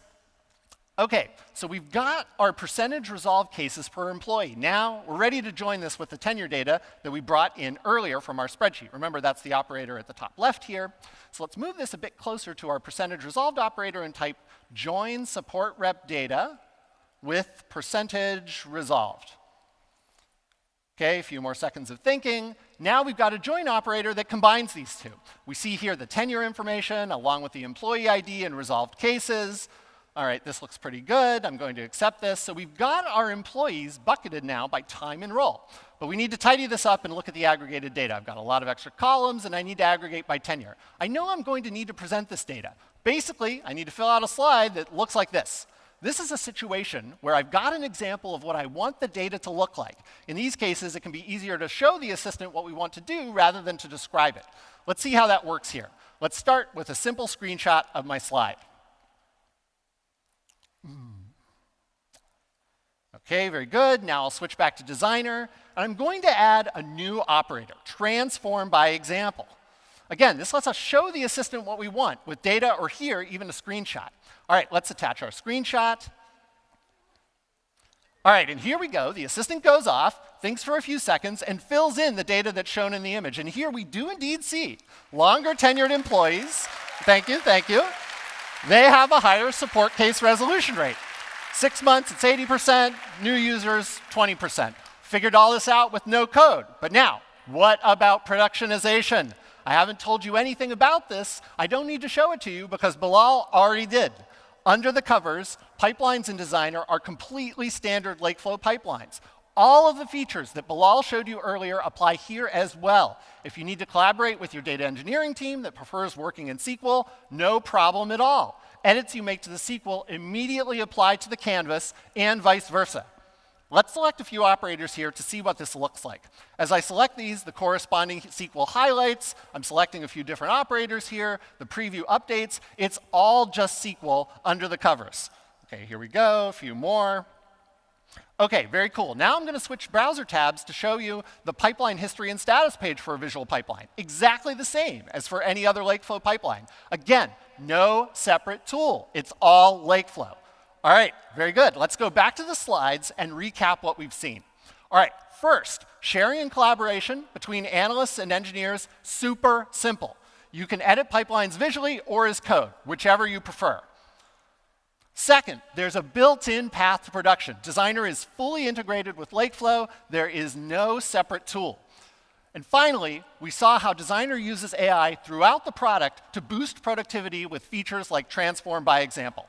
That is Lakeflow Designer, a visual editor that delivers production quality ETL for both business analysts and data engineers, no code required. All right, Designer. Designer will be available later this year. We're really excited for you to try it out. And with that, I'll welcome Ali back to the stage. Thank you.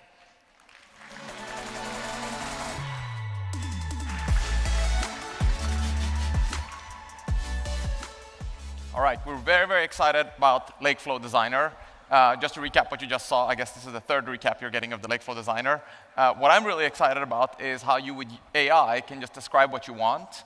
And it doesn't just go off and do it, because these things would do it wrong. I mean, they just hallucinate. It shows you visually what it's going to do. So it's, instead of like vibe coding, it's basically vibe designing it for you. And you can see it there, and you only accept it if it makes sense. And there's no code involved whatsoever. But everything is just backed by Apache Spark declarative pipelines. Okay, so those of us in the room who want to see the code, who want to put it in Git in version control, we can do that. It's just standard Spark declarative pipelines. Okay, we're going to switch gears. A few years ago, we announced at this conference that we're getting into data warehousing, and we said that the best data warehouse is actually a lakehouse, and we launched DBSQL. So I'm going to talk about that next. So DBSQL has seen crazy growth over the last few years. Just in the last year, it doubled in adoption numbers. You've all experienced it. We now have over 12,000 customers that are using DBSQL for all kinds of production workloads. We're very excited about that. And we're actually improving the performance of the data warehouse year over year. Okay? You can see, since we launched it just in 3 years, we've improved the latency and performance of the data warehouse 5x. Okay, 5x. That's amazing. I mean, that's a huge number. And our engineering team is continuing to innovate. We're continuing to work hard on making it faster and more performant. And we have big news. We're excited to announce a next-gen version of the data warehouse. This next-gen version of the data warehouse is 29% better in performance, but we're also increasing the price by 35%, okay? Just joking. This was last week, okay? We have to have some fun. All right, so here's what we're actually doing. We improved the performance by 25%, and we didn't change the price at all. So it's just released now, and it's available in DBSQL everywhere today.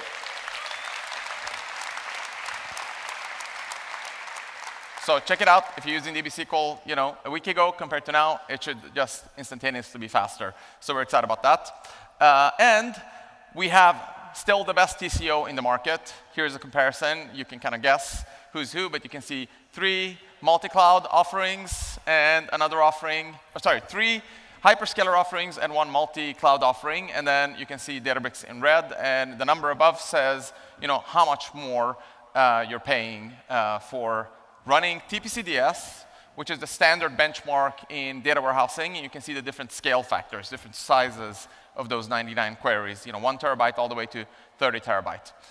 So we're super excited about that. So with that, I want to introduce my co-founder, Arsalan Tavakoli, the one and only, to talk more about the innovations that we have in store in DBSQL. Let's welcome him.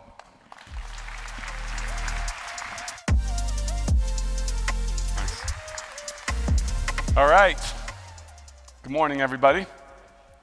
So Ali showed some of the cool statistics about the growth in Databricks SQL, which is amazing to see. Now, one of the questions I oftentimes get asked is, what leads to that, right? There is a lot of other cloud data warehouses out there. So why are folks picking DBSQL? And then second, on top of that, they say, okay, once they want to do that, how do they get there? Migrations are hard, migrations are painful, so what's the path to getting there in the most efficient and effective way possible? So let's talk about both of those today. Let's start with the first one is, why are folks picking Databricks SQL? Look, there is always the table stakes that you need to have all of the features, all of the capabilities that you would expect any data warehouse to have, but it's got to be more than that. So typically, what we see is that there's 3 primary reasons why people are really excited. One, it's the fact that it's open and built with open principles. Second, that it's unified into the overall data intelligence platform. And lastly, as Ali showed, it drives the lowest TCO in the industry. Let's dig into each of these in turn. So open, this notion of being open by design, what does that mean in practice? The first one is that it's built entirely around 100% open data formats. So not that we talk about an open data format is cool, but we really have a proprietary one, or you can kind of use it, but these things don't work together, or you can't use these parts of the feature. From the beginning, Databricks SQL, like the rest of Databricks, was built with 100% open data formats. And as you heard from Matej and others earlier today, it's not that one feature works better than the other. Whether you're using Delta Lake, whether you're using Iceberg, that's what the data is in, and it works well across the entire platform. So that's the first piece. The second one is that it's built with the open catalog. Now, Matej talked a lot about this earlier today, but it's really important. And again, not that you have one open catalog, one proprietary catalog, one native one in the platform, and it fully supports Databricks SQL, as well as making sure that you can read and write from any engine out there. And lastly, it's the power of the open ecosystem. So built on things like Delta sharing and the open protocol, it means that you can bring in data from a wide variety of sources, whether that's SAP, whether that's Salesforce, whether it's work really well with projects like DBT, or be able to consume it downstream with one of many, many other partners. So this open nature means that the system is fully open and interoperable with the whole ecosystem. So that's great. Open sounds great in practice, or in theory. What does it mean in practice then for some of those features? As I said, you have to have all the capabilities that data warehouses have historically looked for, but what does open bring to them? And I'll pick a couple of examples. The first one being here this notion of multi-statement or multi-table transactions. The benefit of the way that we've done it inside of Databricks and being fully open is that it works whether your data is in Delta, whether it's in Iceberg, and all those other benefits. The fact is, if there's other engines that are writing from it and reading from it, they get all these same benefits, not that it's relegated to only if you do things one way or another. Second, we've had stored procedures for a very, very long time, but usually stored procedures are written in some esoteric format that's specific to that platform to be able to take advantage of it, not inside of Databricks, right? And again, you can see a trend. It works for Delta, it works for Iceberg as well, and on top of that, we've put it in OSS Spark on top of many of those announcements that Michael had made earlier, which also means it's code that everybody's familiar with, it's easy to port to, and to migrate and support it in the broader ecosystem. And then lastly on there, we talked about data types, such as variant and geospatial. And again, no surprise, the first bullet point works for Delta, works for Iceberg. That's the work we've done with the community. And it means that any engine that basically supports these data types, not just Databricks itself, can read and leverage these. So then you might say, okay, great, it's open, but what do I give up? Great, you put in open source. Does it actually have all the benefits? Is it as good as everything out there? And the answer is absolutely. So if we take a look at ones such as multi-statement transactions, given the way that we've done it, given what we've built around concurrency, specifically that it does row-level concurrency, we can see relative to the leading other cloud data warehouse out there, it's much, much better performance on what you actually get in terms of the latency of being able to push changes through. Or when we look at stored procedures, the notion that we actually used ANSI SQL, applied all those standards so that everybody else can understand and read it was important. And lastly, on the different data types of variant and geospatial, we also see that doing it the way that we did it natively in those formats leads to much greater performance. Okay, so now we've talked about why some of those benefits of open are incredibly important. The next one is unification with the data intelligence platform. What does that really get me? And there's a couple of different dimensions. First, you know, Matej touched upon some of this, is that it's natively integrated with Unity Catalog. So that means a couple of benefits if you're using it. One, upstream, if you want it, you can basically federate different catalogs, you can connect to other types of systems. There's many other databases and apps that support it that are connected to it. And also downstream, as you look at it, whether you're using Excel or other apps or other consumers, all of this sits in one single governance model. And you basically get this governance all the way from any source and any consumer as well. So that's on that. Second, one of the big things that people look at is AI is great. Many of these new challenges, new developments that we have are AI are fantastic, but how do we consume? And oftentimes people want to consume it through SQL. So what are some of the capabilities that are available and that we've rolled out? One, you can leverage pretty much any LLM that you want directly through SQL, off-the-shelf, custom models, and the like. Second, as people are increasingly using external agents and LLMs to consume data, we have a hosted MCP server, which means you can use those agents to connect directly to DBSQL and access all the data, again, adhering to all of the governance principles that we have. And lastly, we've invested a lot in performance to make sure that this is extremely fast, especially batch inference, which is a common model that you're using in SQL. The throughput that we have is much higher than what we've seen in other systems. All right, that sounds great. From a practical perspective, though, what are some of the things that you can actually do inside of SQL with AI? There's many, many functions. I'll pick a couple of them to talk about today. One, this notion of multimodal capabilities. So you can see directly in SQL, let's say I have a bunch of data. We picked shoes, right? Multicolored shoes. From SQL, I can easily, using AI query, just give it an English language expression that just says filter it out for just white shoes, and I'll get only those results back that I can then do analytics on. Second, we tend to oftentimes work with documents.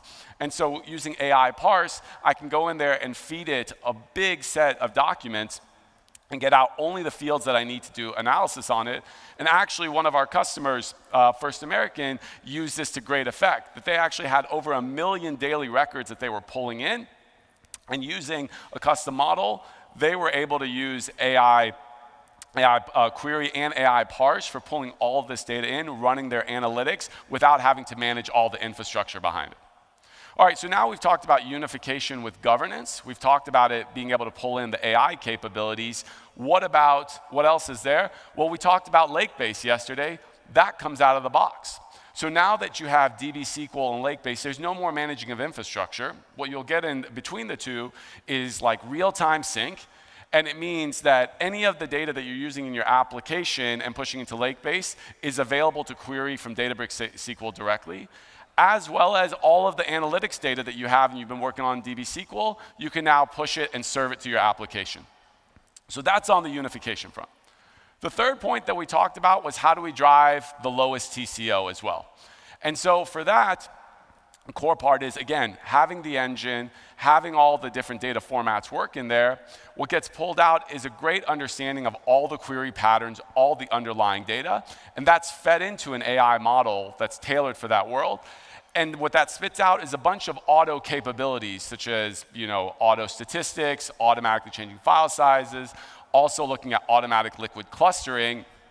And the benefit of that is you get significantly better performance. And I don't mean let's just take a couple of benchmarks. These are some of the results from actual customers who use this, who saw incredibly impressive, I think, improvements on both query time and the underlying file storage size. So with that, we talked about a couple of things for DBSQL of why people are picking them in spades. The fact that it's open, the fact that it's unified with the whole platform, and also that it delivers the lowest TCO. And as Adi talked about, that's been one of the drivers of why we've seen over 60% of the Fortune 500 are using Databricks SQL. Okay, so that sounds awesome. Great, we have all of these capabilities. This is why people are excited about. But as everybody knows, migrations are pretty painful. So is there a better way? How do we move to a modern end state using Databricks SQL and the broader data intelligence platform? So there's got to be a better way. So let's first take a step back. What do migrations actually look like, right? Like if we decompose them, there's really 4 main steps. The first thing that you have to do is you have to go in and analyze the legacy environment to understand what does it look like, what might the TCO be, what are the changes, what's the end state. Second, you've got to do the hard work. You've got to actually convert all of the legacy code into the new modern code. Third, you have to go in there and actually move the data. And then lastly, you have to go in and validate that everything has been done correctly, it works properly, and that's only then can you say is the migration complete. And while we all wish the fact that migrations would be super easy, we just push a button, that's not the way that it works in practice, right? So like over half of migrations, and that's being generous, are generally behind on budget, they're behind on schedule, and because it usually looks like something of the following, right? You have a bunch of this code, which is oftentimes written in a proprietary format, not usually ANSI-SQL, and then some complex business logic, and many times the person who has written that business logic has been replaced by a person who then got replaced by a person, and maybe that person is retiring in 2 weeks. So you have all of these things. So now how are you going to migrate? What does this end up leading to? Lots of complexity, very high labor costs that you have. And as people want to do automated solutions, without understanding that, those automated solutions have, pretty poor accuracy. So what do most people do? You throw a lot of basically money and people at it, and you hope for the best. There's got to be a better way of doing that, right? And so at Databricks, we absolutely think so. So we've been investing in automated tooling for a while, and about 6 months ago, what we did is we also acquired Lakebridge, right, which is one of the leading providers of automated tooling from data warehouses that basically hundreds and hundreds upon migrations have been done using that. And together, the power of those two gives me the pleasure to announce Lakebridge, right? So Lakebridge is a free, open, AI-powered migrations to modernize your data warehouse. Awesome. So how does Lakebridge actually work? Let's go back to the 4 steps that we had talked about, right? So first off, you have to basically analyze the environment. And Lakebridge has an assessment tool that goes in and does a deep scan, fully understanding the existing world, understanding its semantics, and being able to tell you, here's what the scope and what the future TCO is going to be.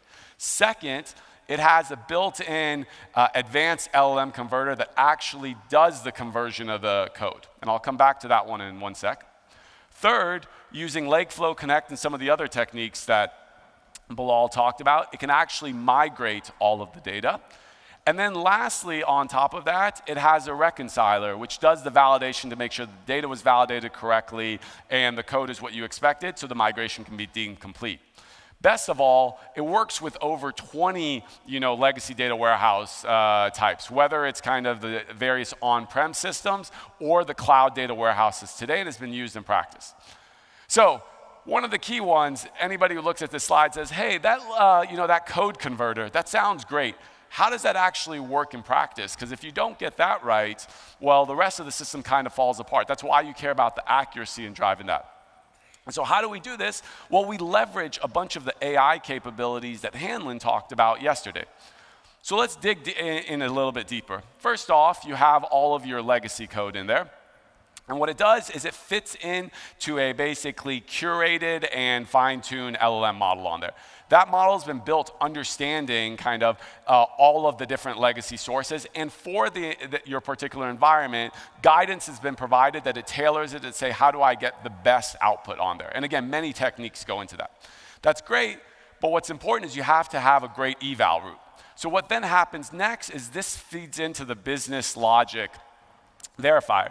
What that does is it has judges that looks at the legacy code and admits what it understands to be the business logic from the legacy code.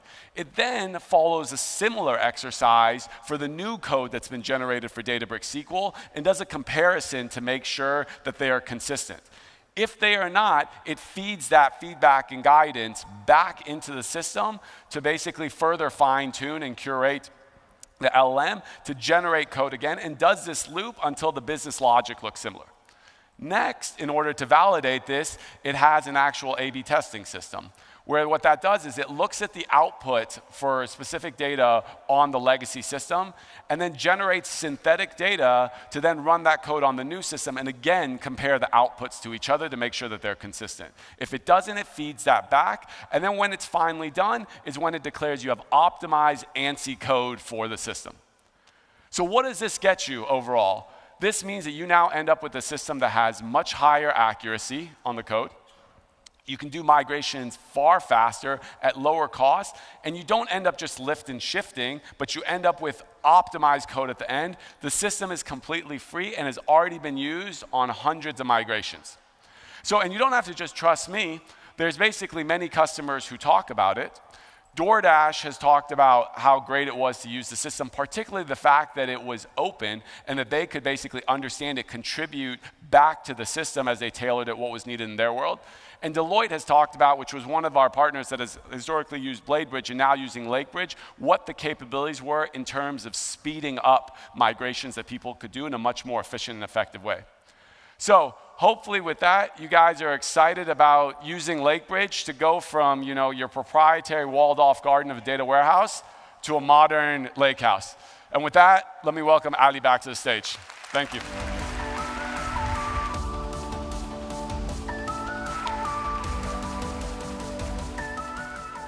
All right, so super excited about DBSQL, data warehousing. You saw all the innovations, the lowering of the TCO. I'm really excited about all the AI functions. It's exploding. People are using it in batch mode and running SQL against their data using AI. OK, so next up, and the final presentation will actually be BI, of course. But we've been also working for a long time with Google. So we have an exciting announcement to make, which is that we're bringing the Gemini models to all of Databricks. So super excited about that.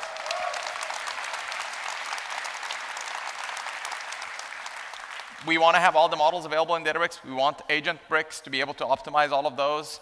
I did a quick conversation with Thomas Kurian that I thought we'd just play before we talk about BI. So let's roll the video. So Thomas, we've been partnering since 2021, and we just announced a big partnership together. We're bringing the Gemini models natively to Databricks, and we're going to help enterprises build AI use cases on their enterprise data in Databricks on top of Gemini. I'm curious, what's your vision of how enterprises can use AI on their enterprise data inside Databricks on GCP? We are excited to bring Gemini, our large language model, to Databricks to help people do a variety of things. We see the opportunity to use Gemini to cleanse data, to understand data, and to assist people to do data science and analytics on Databricks. Super excited about that. And the fact that you guys are democratizing Gemini is super awesome to see. And it's also really impressive to see that you guys have been smashing records after records. You're topping the benchmarks on AI reasoning. It's awesome to see. I'm curious, how do you envision enterprises leveraging Gemini and transforming their business going forward with Gemini on Databricks? The important thing, in order to do analysis, data science, and to build agents, we built some really foundational capability in Gemini. So an example is the kind of reasoning that it can do, complicated, multi-step. It can break a task into many different steps. Each step, it can then do analysis using a collection of sub-models, for example. And it can also critique its own answers to find the best answer rather than saying I received a question and I gave a single answer back.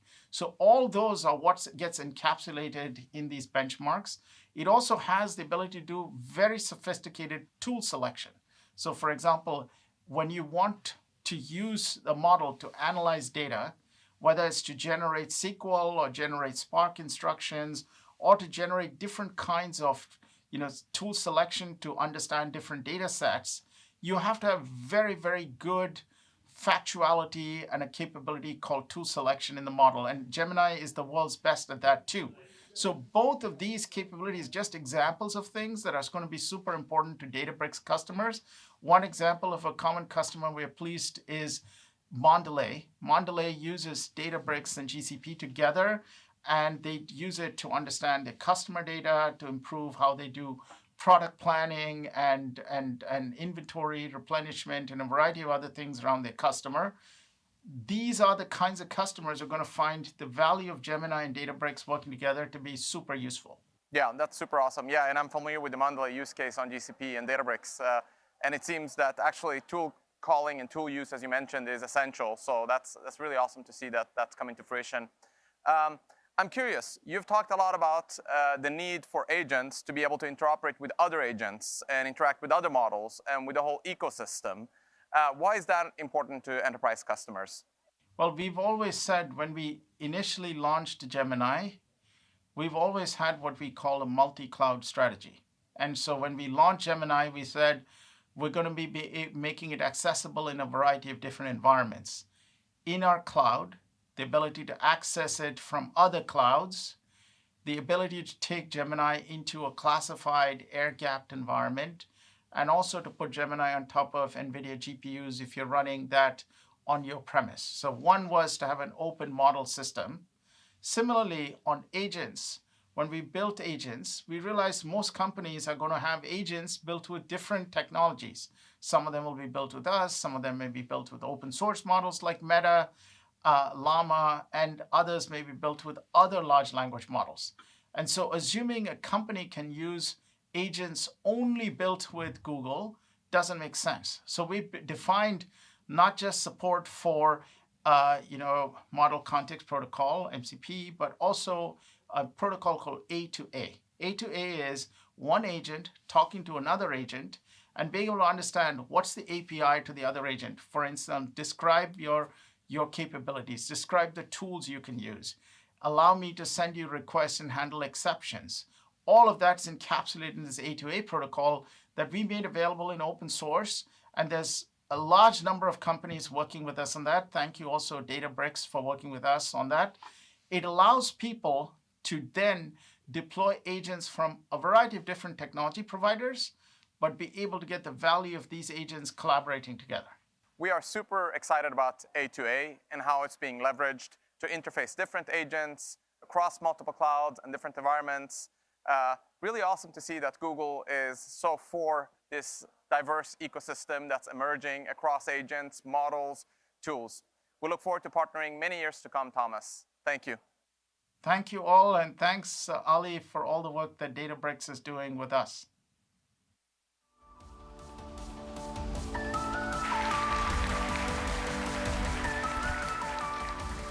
All right, super excited to have Gemini on the platform as well. And you can just seamlessly now use it from DBSQL, from AI Bricks or Agent Bricks, and so on and so forth. OK, so we heard about DBSQL. Of course, we're very excited about AI BI. AI BI is absolutely exploding in usage on Databricks. Just in the last year, we've seen 500% user growth, okay? 6x in 1 year.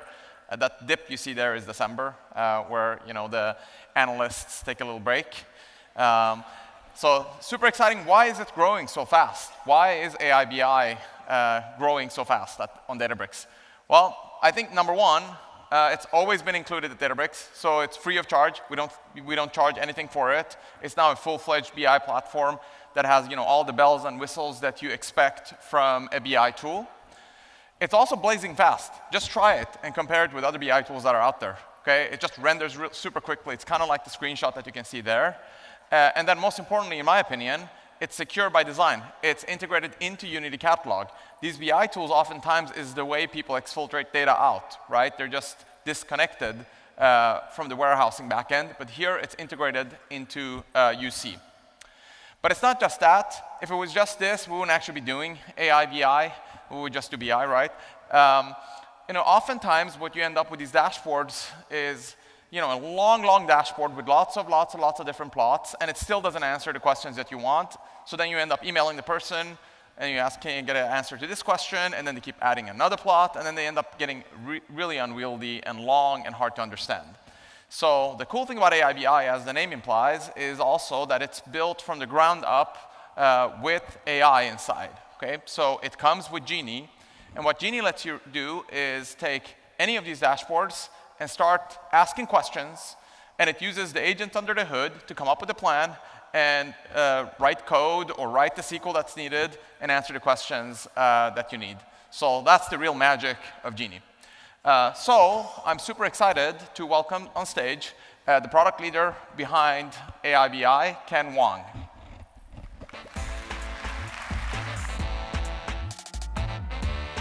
Thanks, Ali. Awesome. So as Ali mentioned this time last year, we launched AI BI and introduced it to all of you.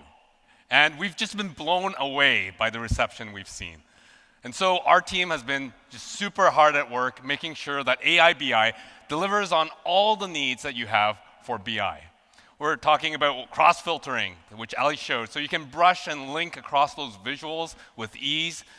We've added drill, so you can just select a mark right there in your chart and select the level of detail, and with one click, get to the level of detail that you wanted to. And of course, we've added things like calculated measures and dimensions, so you can just create new expressions right in your data model without having to dip to SQL. And of course, we've expanded our already massive library of visualization, adding by popular demand things like Sankey diagrams, so you can see those flows very easily, along with a suite of other visualizations from geospatial like chloroplasts, point maps, statistical representations like box plots, etc. And of course, we've also added multi-page support. So what this means is now you can build much more complex operational reports right in AI BI. And you can get these reports delivered right into your inbox through personalized subscriptions. Or you can also get them embedded into your corporate portal, whether that's SharePoint or Atlassian, or embedded right into some of the applications that your business users use. And we've added theming to make sure that you can match those corporate colors and so that you can get the dashboard looking just the way you want it to. All in all, what we've done is bring a full set of full BI capabilities right native into the Databricks platform. And what this means for you is that you don't have to deal with extracts, you don't have to deal with a redundant set of models and permissions. You just manage everything in UC. And the best of all, as Ali mentioned, all of this is free. And we actually think this is really important to data democratization. All of your users can just access AI BI dashboards without having to worry about getting new licenses. Now, of course, as Ali mentioned, our vision for AI BI goes beyond traditional BI. That's right in our name. And we've already talked about Genie. You all know about it already. It allows you to ask questions that your dashboards don't answer. And you can use Genie as part of a dashboard. You can use it in standalone mode, and you can even use it as part of a multi-agent system using our APIs. But our vision for bringing AI to BI goes beyond Genie. We want to take advantage of the fact that we're on the world's best data science platform, so we can enable business users to tackle the type of questions traditional BI systems aren't able to tackle. So this include, for example, what will sales look like next month? A forecasting question. Now, today, this might require you to build a model which requires a level of technical expertise that most people don't have, or a lot of folks just settle for the point-and-click capabilities within your current BI tools, which can give you a sense of direction, but typically isn't accurate enough for you to actually action. Well, with AI BI, we have built in AI forecasting, leveraging the data science platform in Databricks. So AI forecast function is built right into the SQL warehouse, and so with just one click, you can add an accurate forecast right into your dashboard. We'll take another type of question. Oh, thank you. Another type of question is like a diagnostic one. Why did sales drop? You know, this is something anomalous. I want to figure out what's wrong. Well, with traditional BI approaches, this requires you to go through what's called the cycle of visual analysis. You might have to think about what are possible explanations, get the data, then visualize it, then you eyeball it to see, okay, did this kind of explain it? And if it doesn't, you would repeat this process again and again until you find the answer, or you just settle for good enough because you ran out of time. Now, with AI BI, we have a different approach. You can just select a mark, again, the point that you think is anomalous, and you just ask AI BI to explain the difference. And we take advantage of the AI top drivers function inside of Databricks SQL to analyze the answer, and then Genie will present you the results in a combination of visuals and text. Now, both AI forecasts and AI top drivers are features that we have in AI BI today. You can use them today. But we're always looking to push the envelope to figure out how we can leverage AI to enable everyone to answer new types of questions. Now, one of those types of questions is what we call deep open research questions, like something like, how can we hit next quarter's number? Now, today, this is a really hard type of question because it's kind of ambiguous and it's multifaceted.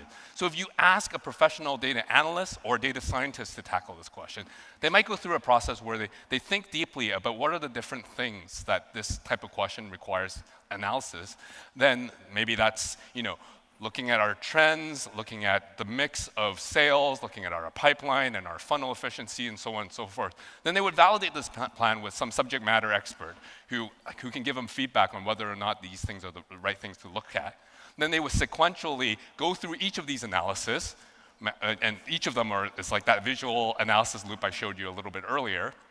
Then they would take all of this back, compile the results, and then present it in some type of report. Now you can see this is an extremely time-consuming and demanding type of task, which is why most questions like this don't get answered with data. It's just not worth it today. It's just too hard. And that's why we are super excited to announce that we're introducing deep research mode in Genie. So deep research mode takes advantage of the latest in LLM reasoning and the knowledge store that's already inside Genie to tackle these types of open-ended questions. Now, deep research mode is going to be entering preview before the end of summer, but today we're really excited to give you a live demo so you can see where things are at today. But before we do that, I know the question that's kind of sitting in the back of your head, which is like, Ken, this looks pretty cool, but can I actually trust these numbers? And that's a legit question. Now, if a lot of vendors might tell you, hey, don't worry about it. It's backed up by our semantic layer. And there's legitimacy to that statement. It's kind of true, but it's also kind of incomplete. So I want to dig in a little bit and talk to you about, well, what is a semantic layer? How does it actually solve and help with this problem? And what are some of its limitations? So, this very quick recap. Matej talked a little bit about this. It turns out that today, even if you have a well-run data platform, getting the right number out is hard. Even a well-understood metric like what is our ARR isn't actually defined anywhere inside your data platform. And what this means at scale is that if you ask different people, different analysts to answer these type of questions and say, what is our ARR, they can each translate that logic into SQL differently, which means everyone has different numbers. Now, this has been a problem in the industry for a really long time. But the problem has become much, much worse. It's much more significant now because of AI agents. AI agents enable anyone, people who can't actually interpret the queries, to be able to pull these numbers out for themselves as well. So the problem is just so much more significant. And that's the promise of semantic layers. They were built to solve this problem. They unify the definitions. They create a single place where metrics, well-known metrics, are stored. And then everyone can just pull the right numbers out. But semantic layers today have a few problems. The biggest one of which is they are proprietary. They typically live within the BI tools. And in fact, not only that, not only do they live inside the tool, they all actually speak completely different languages. Power BI, for example, speaks DAX. Tableau speaks BSQL. Looker speaks LookML. While the rest of the world, all of us, and all of your AI agents speak SQL. And what this means is even if you have semantic layer or semantic layers, you'll end up with different versions of the truth. And that's why Matej shared earlier, we really believe that this semantic layer should shift left into the data platform itself. And that's why we introduced Unity Catalog Metrics, which, as Matej mentioned, is going GA. It's a single place that's shared across all of your different tools and experiences, and so that everyone can get consistent results. And we are really thrilled that a whole bunch of leading vendors, including Tableau, Sigma, Hex, ThoughtSpot, and data catalog vendors like Elation are joining us on this journey and shares this vision of shifting semantics left, and we'll be supporting Unity Catalog Metrics natively in their tools as well. Now, as great as semantic layers and as great as Unity Catalog Metrics are, they're not perfect. They don't solve all of our problems. And that's because before you can query with all of these tools, you have to first build a semantic model. And today, that's actually pretty hard. You know, on one of the forums for one of the most popular BI tools in the world, there was a recent post that asked, like, hey, I'm about to build a new model. It's my, I've never done this before. How much time should I budget? And the answer was like, at least a couple weeks. Budget at least a couple weeks. And that's an awful lot of time to do pre-work before you actually do the work of analysis. And what's more, a much bigger problem today for AI is that even if you invest that 2 weeks and do your job perfectly, if the questions your users ask vary just a little bit from how the metrics are modeled exactly in your semantic layer, your semantic layer is not going to help them. And that's because fundamentally, these semantic layers are meant to abstract away complexity. They hide the logic of how things are calculated in order for the clients to be able to retrieve them. But what that means is, if you're tackling something a little bit different, the AI agents that you're using have no idea how to actually make those changes. For AI, it's actually really important to see the logic, to be exposed to them in useful tidbits so that they can actually reason through new questions. And this is why Genie, from the very beginning, was built to not require a semantic model. Of course, we'll use one if it's available. If we are asking a question about a standardized metrics, of course we'll use it. But it's also why Genie does things like what we call knowledge extraction. This is where we take a look at the usage inside your Databricks platform to find relevant assets so that Genie can pull those out and use as context to generate accurate queries and correct ones that's semantically consistent with the analysis that you're already doing.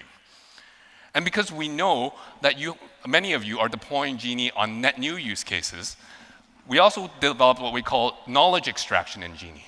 And this is a form of agent learning from human feedback, if you remember Hanlon's talk from yesterday, where we inspect the conversation and extract the bits of knowledge that are relevant and store them in Genie's internal knowledge store so that it can answer not just this question, but other related questions. Now, I know this animation is going really, really quickly, so this is kind of important. So let's click through it just so all of you understand. So when you ask a new question like, what's our early pipeline, Genie is designed to push back if it doesn't know what that is. And so Genie clarifies, and if you answer and explain to Genie how to do it, Genie will then answer the question. But this is where the magic happens. If you confirm, as a knowledgeable user, as an owner of that space, that, hey, you've answered this question correctly, what Genie will do is then review the results to the entire conversation to extract out the tidbits of knowledge it learned as a part of that conversation. So for example, in this case, it learned that there's a concept of a metric called pipeline value, early stages before demo is early pipeline, and that it can successfully join tables. This is how Genie learns, and we think this is a really key part of how we can enable Genie to answer new questions without requiring upfront modeling. So all of this hopefully is really, hopefully you guys think this is cool, and it's all great for Genie. But what about all the other agents that you're going to connect to Unity Catalog? How are they going to learn? Well, this is why we're adding the ability to promote Genie semantics into Unity. So coming very soon is the ability to take what Genie's learned inside its knowledge store and be able to publish it to Unity as governed metrics views. So that way, if Genie learns that there's a really critical metric, it's able to suggest a representation that you can then add to Unity, and then all of your BI tools, all of your AI clients can have that consistent definition.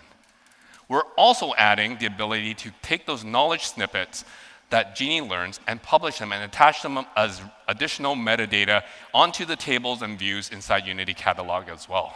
So what this means is that Unity Catalog will become a store of semantics, not just of traditional metrics models, but also containing additional knowledge snippets that's useful for AI, that all AI clients, not just Databricks Assistant, not just Genie, but any AI clients will be able to leverage. So that's everything we've been doing with dashboards, Genies, and semantics. But there's one more problem that we've been working on that I'm really excited to tell you about. Unfortunately, this problem is pretty Databricks specific. So for all the goodness that we've added to AI BI, one consistent source of feedback is that, well, it's locked down behind this. This is the Databricks Workspace UI experience. And it turns out that the business users that we want AI BI to democratize data to doesn't really want to hang out here. And it also turns out that most of you aren't excited about having them inside this experience as well, because you're not excited about the support tickets that are going to come as a result. And so that's why we are thrilled to announce to you the introduction of Databricks One. And this is what it looks like. Databricks One is a brand new experience for Databricks, designed specifically for business users. We want it to be the one place they go to get data and AI. It's not going to be just for AI BI, it's also for apps and other future things as well. But the best way to experience Databricks One is, of course, to see it in person as a part of a live demo. And for that, I'd like to welcome onto the stage Miranda Luna. She's going to be way over there. But I'd like to welcome Miranda Luna to show Databricks One and everything else I've talked about so far.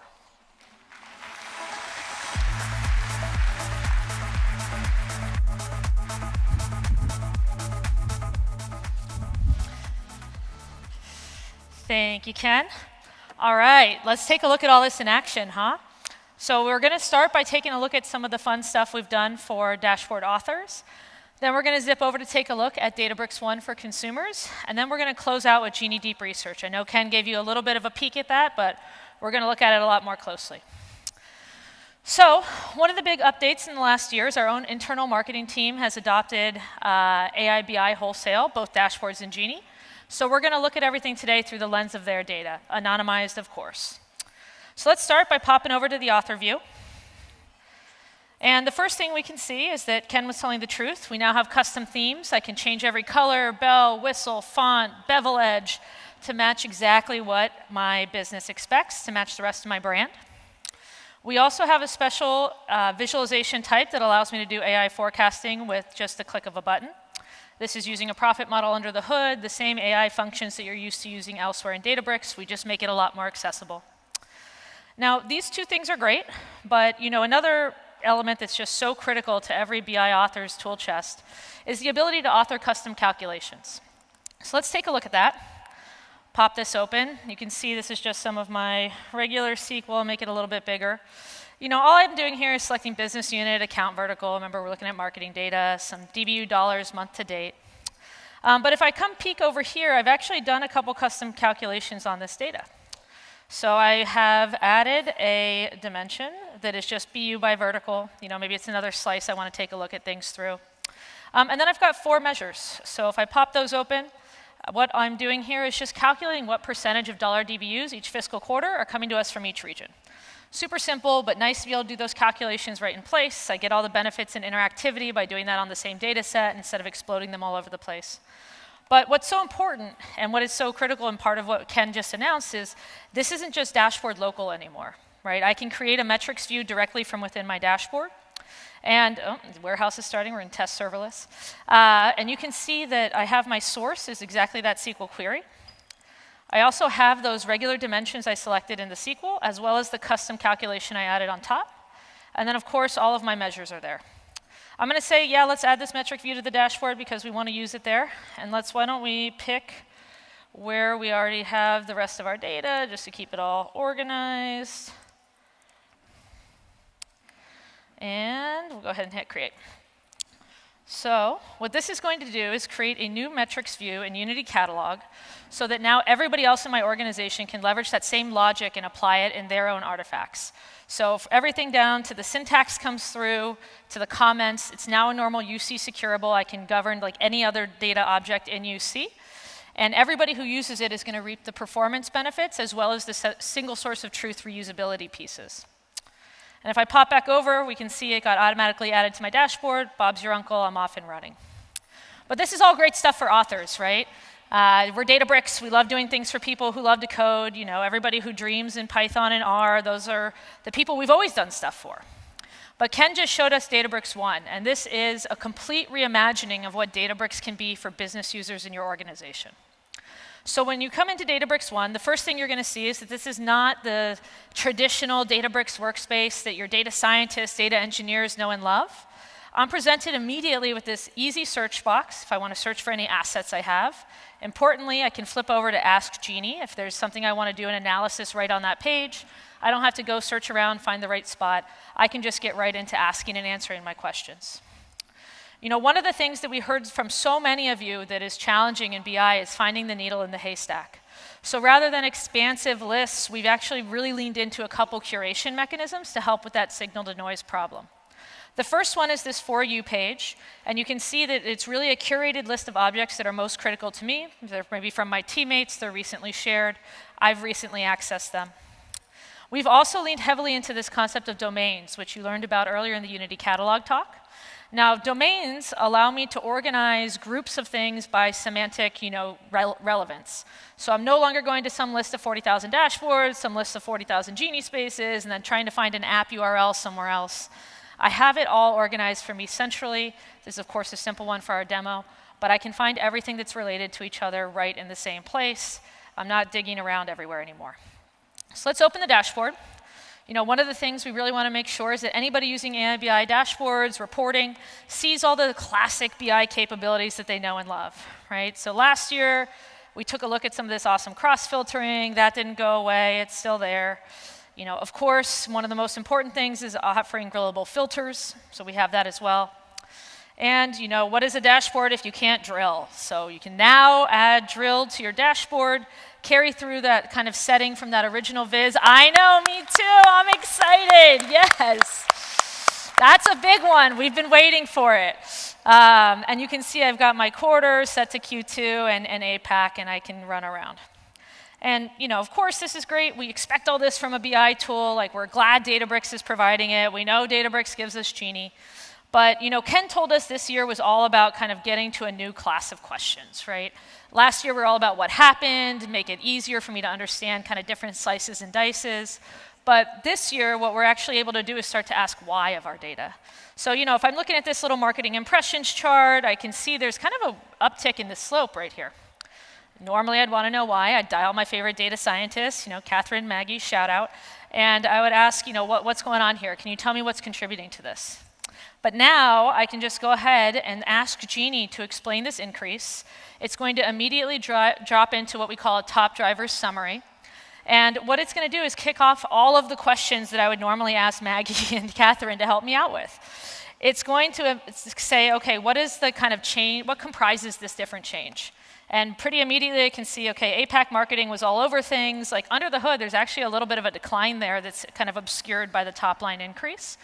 But overall, this is all being driven by APAC, which is super helpful to know.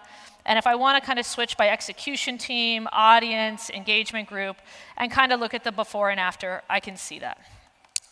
Now, this is all great. We love top drivers. We love anchoring kind of questions and what you can see in a dashboard.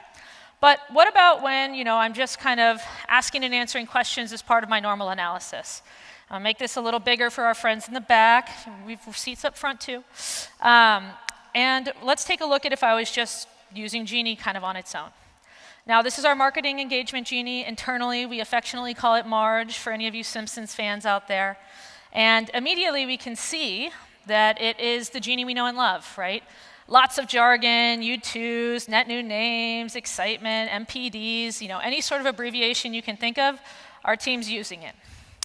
And what I always like to do is just start by testing that Genie is, still working the same way we all know and love. So why don't we ask it it's about marketing engagements, let's ask it about campaigns. Just make sure everything's working the way we want. So what were my most and least effective campaigns in America?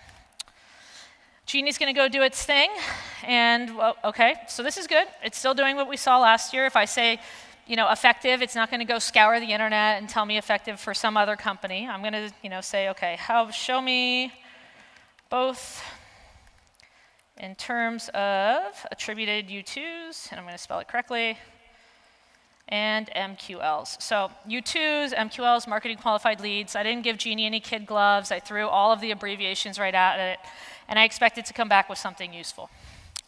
So yep, we're glad to see it. I can see, okay, this campaign, awesome at MQLs. This one did a great job in U2s, attributed.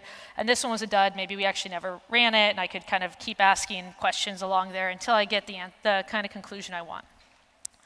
But what Ken promised us and what we just saw is that we're going to be able to start answering a whole new class of questions this year, right? Not just what happened, not just, well, what break it down by this category, slice it that way. Now we can ask questions that are very open-ended and ask Genie to help us guide us in what the right plan is and how to tackle it. So now I'm going to throw a question at Genie. I'm going to leave it how it was the whole last year, and we're going to see what the experience was. So how could we optimize our funnel? Now, the Genie of last year is not going to be super helpful here, right? The question is too vague. It's good. It didn't try to make something up. But it's telling us, it needs to kind of be led down the yellow brick road. I have to say, answer this, then answer that, then answer that. And this is not super helpful or super efficient. Like, yes, I'm still not writing SQL, but we can do better.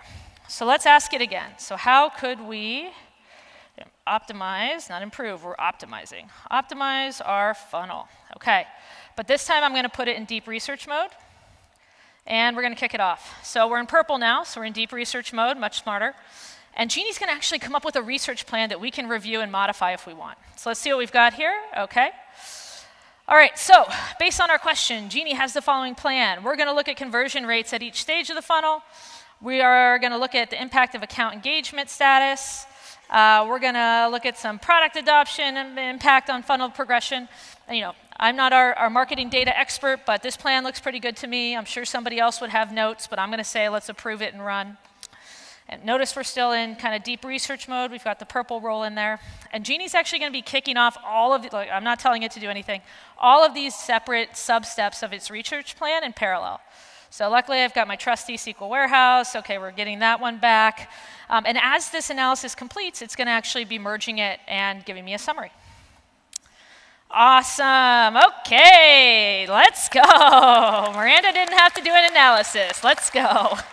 All right, so it's telling us right away, to optimize your funnel, focus on this.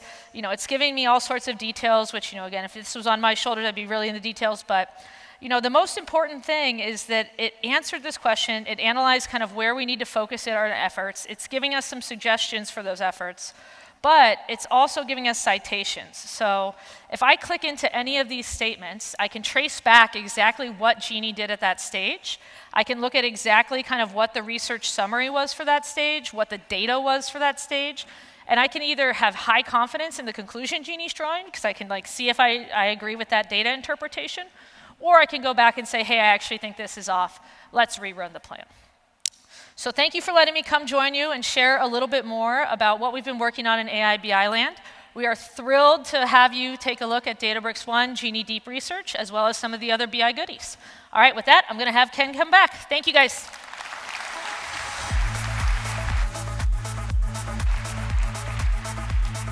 Thanks, Miranda.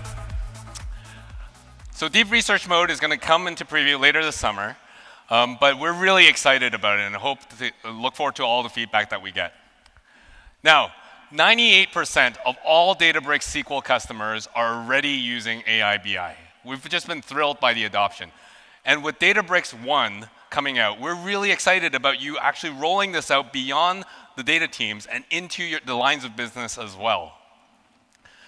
Now, lots of customers are experiencing tremendous success with AI BI already. For example, at HP, they're using Genie to democratize access to data that was previously only accessible to data analysts and data scientists. At 7-Eleven, they're also using Genie, but are actually using it to free their analysts of the work of having to fulfill ad hoc analysis requests from business decision makers and enabling them to self-serve. But one of the cooler customers, in my opinion, that we have is Rivian. And I'm really excited today to be able to bring Mikey Flynn, Director of Data Science and Catalog at Rivian, onto the stage to tell us a little bit about what they're doing with AI BI. Let's welcome Mikey.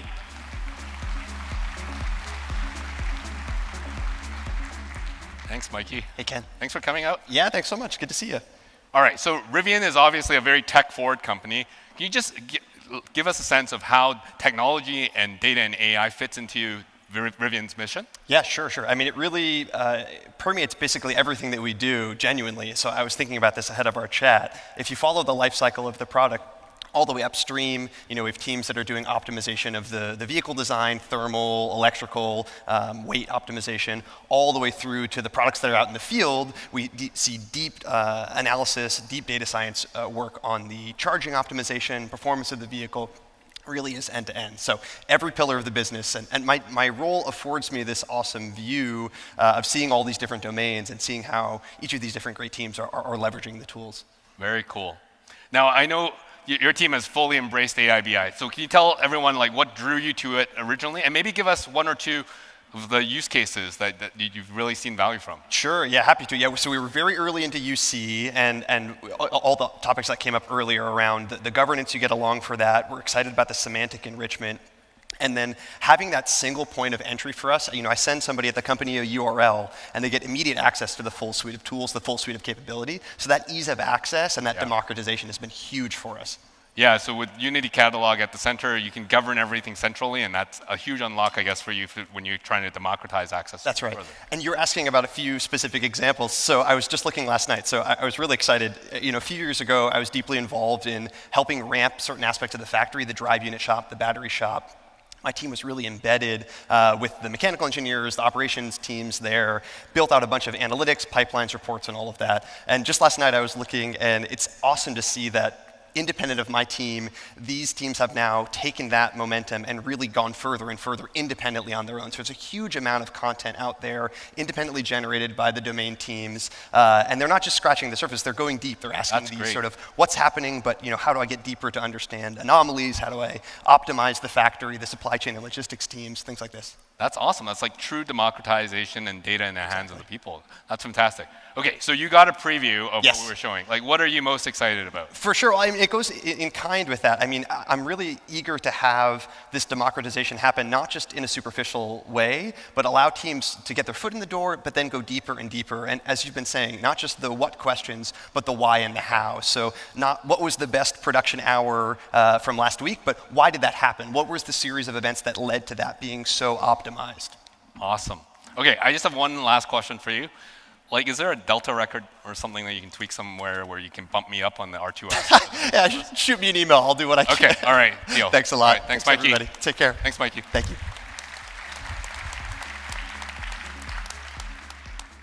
So, stories like Mikey's and at Rivian's is happening every day with AI BI.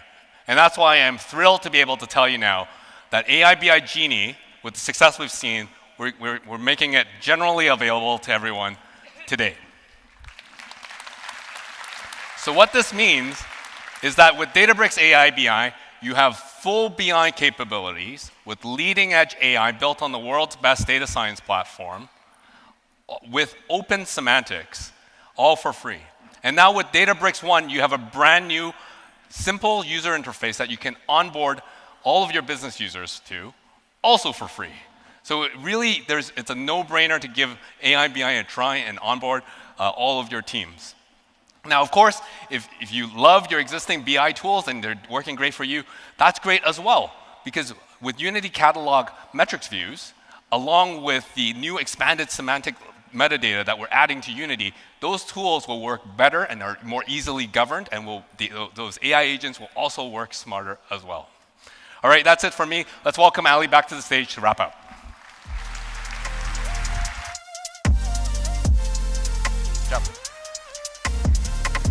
All right. So that's at the end of the session. I hope you now understand why we named it AI BI and why AI is so central, and it's built from the ground up inside AI BI. So that wraps up today. I thought I'd just summarize all of our announcements these last 2 days. I'll do that quickly. Lakebase, you heard about it. Separated compute and storage coming to transactional databases. Agent Bricks will optimize an AI system for you and give you evals built in. And then we saw DLT being open sourced as declarative pipelines inside Spark, real-time mode, millisecond latency, open sourced also as part of Spark, and a Lakeflow designer, completely democratized access, completely no code, data engineering, but behind the scenes, under the hood, it's just Spark declarative pipelines, Unity Catalog metrics, the vocabulary for your enterprise, Lakebridge using LLMs to do migrations from various data warehouses into Databricks, AI BI, we just saw it now. It's awesome. You get AI, top drivers, everything built into your BI dashboards. Databricks apps, easiest way to access the data that you already have, authenticated, secure. And we have free edition of Databricks, where everybody gets a slice of it. Best way to learn data and AI. And then we also shared that Gemini LLMs are coming to Databricks. I want to thank everyone for attending. It's not over. The best part is left, which is the presentations by you, the sessions in the afternoon. So please grab your lunch and attend the sessions. Thanks, everybody.